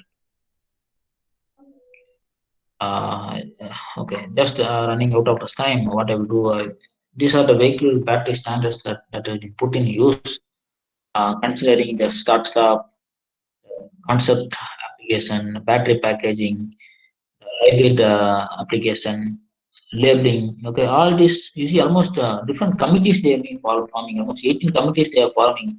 Each and every individual committee will determine, they will prepare the list with respect to the standard point of view. They prepare the document, they release the document, and they verify the document, and then they implement it. They have different, they started in the year 2009, and you see different companies, almost 140 companies are involved for the preparation, almost 420 people from different companies. They normally nominate the experts in the particular department or department field, and they form the, again again the committee will get revamped also. These are different linking standards that you have for electric vehicle and different hybrid electric vehicle. SAE J29 for the battery safety standards. You have the crash integrity testing standards. You have the standard for the battery testing alone, charging alone, safety alone, and you also have the ISO 6469 electric vehicle safety standards. And again, how you need to plug or charging, even the plugging also you have the standards. You have the vibration testing standards, and the conductive charge coupler. So when you are doing the conductive the charging system, when you are plugging it to the battery, to the grid system, you also have the standards. So these are the relevant standard only you have only for a charging interface alone. You can see many things other with respect to SAE for connector, communication, charging topology, interoperability, safety. Okay, so you have different thing for this alone. So these are different communication standards. Where you have SAE J2931, 1, 2, 3, up to 7. You have different 7 subdivision of this standard, which will have the scope considering the communication, signaling, and also the telematics, digital communication, and also the security of the plug-in electric vehicle charging system basically. And you also have other supporting SAE electric vehicle, hybrid electric vehicle, plug-in hybrid electric vehicle standards, considering the SAE J1711 or J, you have different thing where it will also determine the power rating of the vehicle, and also it will determine the charging of the system. So you have the Environmental Protection Agency rating, EPA rating. Like what we have the mileage for a IC engine, you have the range for a electric vehicle. Basically, the miles per gallons gasoline engine rating. This miles per gasoline equivalent range is very much important, which will determine the standard for a electric vehicle. So even MPG is also very much important. Similarly, what you have the regulation for a gasoline or diesel vehicle, similar regulation is applicable for a electric vehicle also. So here you need to have the MPGE, or the miles per gallon gasoline equivalency. So here gasoline is like per gallon basically. So here you see here under city condition, under highway condition, you need to have MPG value of 24 kilowatts per hour for 100 minutes. So all these ratings is very much important. How the mileage is important for IC engines. So these are the different EPA rating that you have, Environmental Protection Agency rating for different electric vehicle, for different vehicle category, and also different size of the battery, and according to the size, you also have the, the different EPA range and different MPG rate, and also the EPA range per kilowatt hour. So this divided by this, okay, that will give you the EPA range per kilowatt hour. What is the maximum charge in terms of kilowatt hours also given here. With respect to the battery point of view, we normally test the performance test, which involves state of charge, state of health, energy efficiency. We test all these things. And with respect to the battery management system, we test the things considering what will be the energy level, charging level, the impedance of the cell, and what is the maximum discharge current, what is the maximum discharge limit, current limit, charging limit, maximum charge current. So all this we'll be testing, and even we do the durability test to ensure that what is the maximum number of cycles it can withstand. And we do the lot of tests and standards with respect to the communication point of view, because this communication is very much important, whether the communication is going to be perfect both internally and also externally. And according to this, you can also ensure that you have separate communication system, what I have been told, for a wireless and also for a closed area network. This is the system of a communication using the battery management system, where you have closed area network, and also you have the 485 controller. And using this, this is the example of a two-wheeler battery management system, where you are going to get the complete integration being done with the help of battery management system, along with the controller, and also along with the motor, along with the battery. This is the different parts of your components and connection for a two-wheeler. And again, you are going to test the motor alone, also individually with respect to the rated power, rated speed, rated torque, rated current, efficiency, ratio, rated speed. Even you should have a less weight also. So all these are things to be taken, parameters are needs to be taken when you are considering the standards and also testing. So when you are considering the controller, uh, all these parameters are very much essential, and for all these parameters you have the individual standards as well. So it is not that this testing and standards can be explained in an hour, but it is a very deep topic. Just given you an overview. And these are some of the three-wheeler electric vehicles we have in India. Bajaj REV is a rechargeable electric energy efficient vehicle. So you have Mahindra Trio, you have Kinetic Suffer, you have Piaggio. So all these are being taken as a benchmark for the one I told, which I'm doing for a Pune-based company. And you have the different maximum speed. How much is the range you see? The charging timing is also can be, you see, only when you're going for a swappable battery, you have only 6 minutes. In 6 minutes, you can charge it. That is one advantage that Piaggio Ape City had done. So this is last but one slide for me. So you being a faculty and the research scholar or a researcher, so what are domains and the careers that you have in respect to the electric vehicles? You have a lot of scope where you can do with respect to the research or a career opportunities.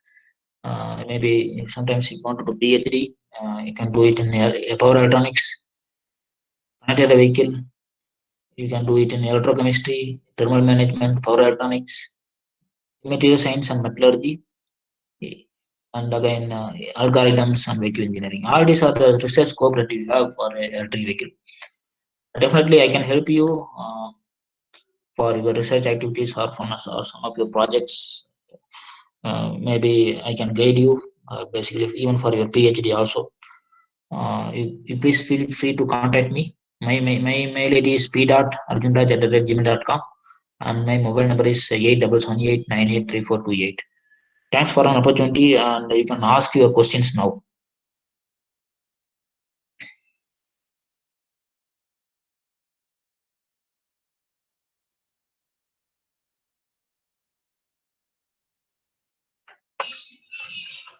Hi Arjun, very good session, very good overview. Just one question I have. Do you have any experience with the using the phase change coolant in the four-wheeler? Phase change? Coolant. So instead of ethylene glycol, some four-wheelers. Uses. Yeah, there are a lot of coolant are being used, but currently, basically, I was doing the work for a two-wheeler, three-wheeler, but for a four-wheeler, it is quite complicated. And again, you need to have the battery cooling system, which involves a lot of liquid-based thing.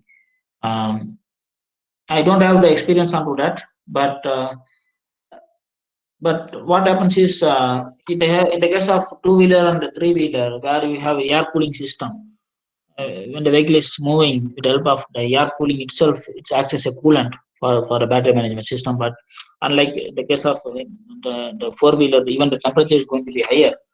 Yeah, I have not, yeah, I have not used that, but there are a lot of liquids are there, or a lot of coolants are there, like what you have in the case of the ethylene glycol, what you have for a normal conventional vehicle. yeah, yeah. Agree. Agree. The other question is like battery's biggest challenge is thermal runaways, right? So we do at the battery level, but at the vehicle, what type of test we will do to check like the possibility of thermal runaways?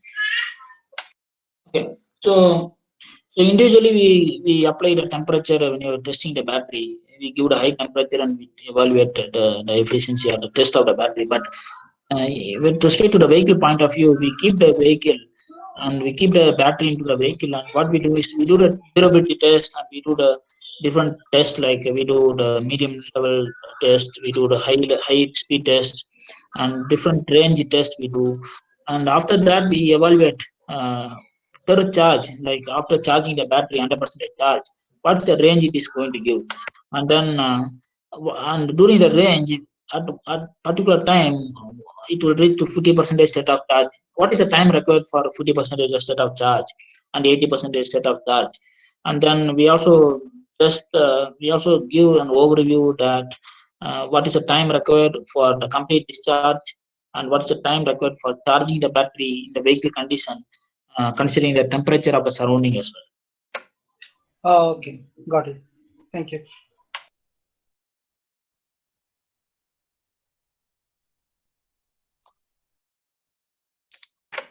Would you be sharing this presentation by any chance? Okay, I will share some of the important things, and then yeah, whatever is not sensitive, I will be sharing. Okay, thank you.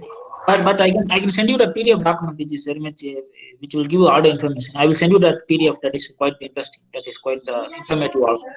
Yeah. That would be fine. Thank you. Yeah, I will drop you an email requesting the same thing. You can meet something. Okay.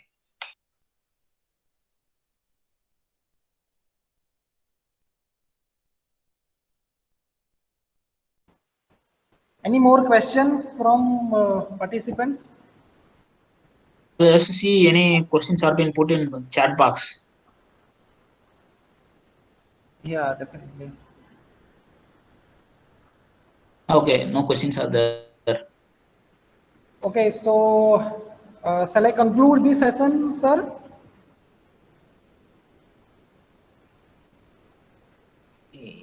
Hello, am I? Yeah, thank you. Then you can email me. You can ask the participants to email me. Yeah, definitely. I'll take this image, and whenever anybody talks about this, I'll definitely share. So thank you very much, Arjun Raj sir, for your valuable time. And I think you almost have said many things related to testing of EV vehicles. And almost 2-3 people had asked their query, and you have responded well. So this shows quite emerging area, emerging field, which is way forward. Okay.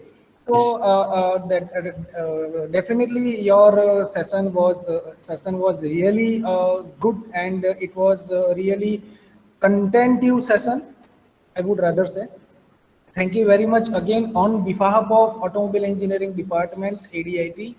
I again offer my sincere gratitude for sparing your time for on the platform of STTP called Automobile Engines, Emission and Green Fuel Technology.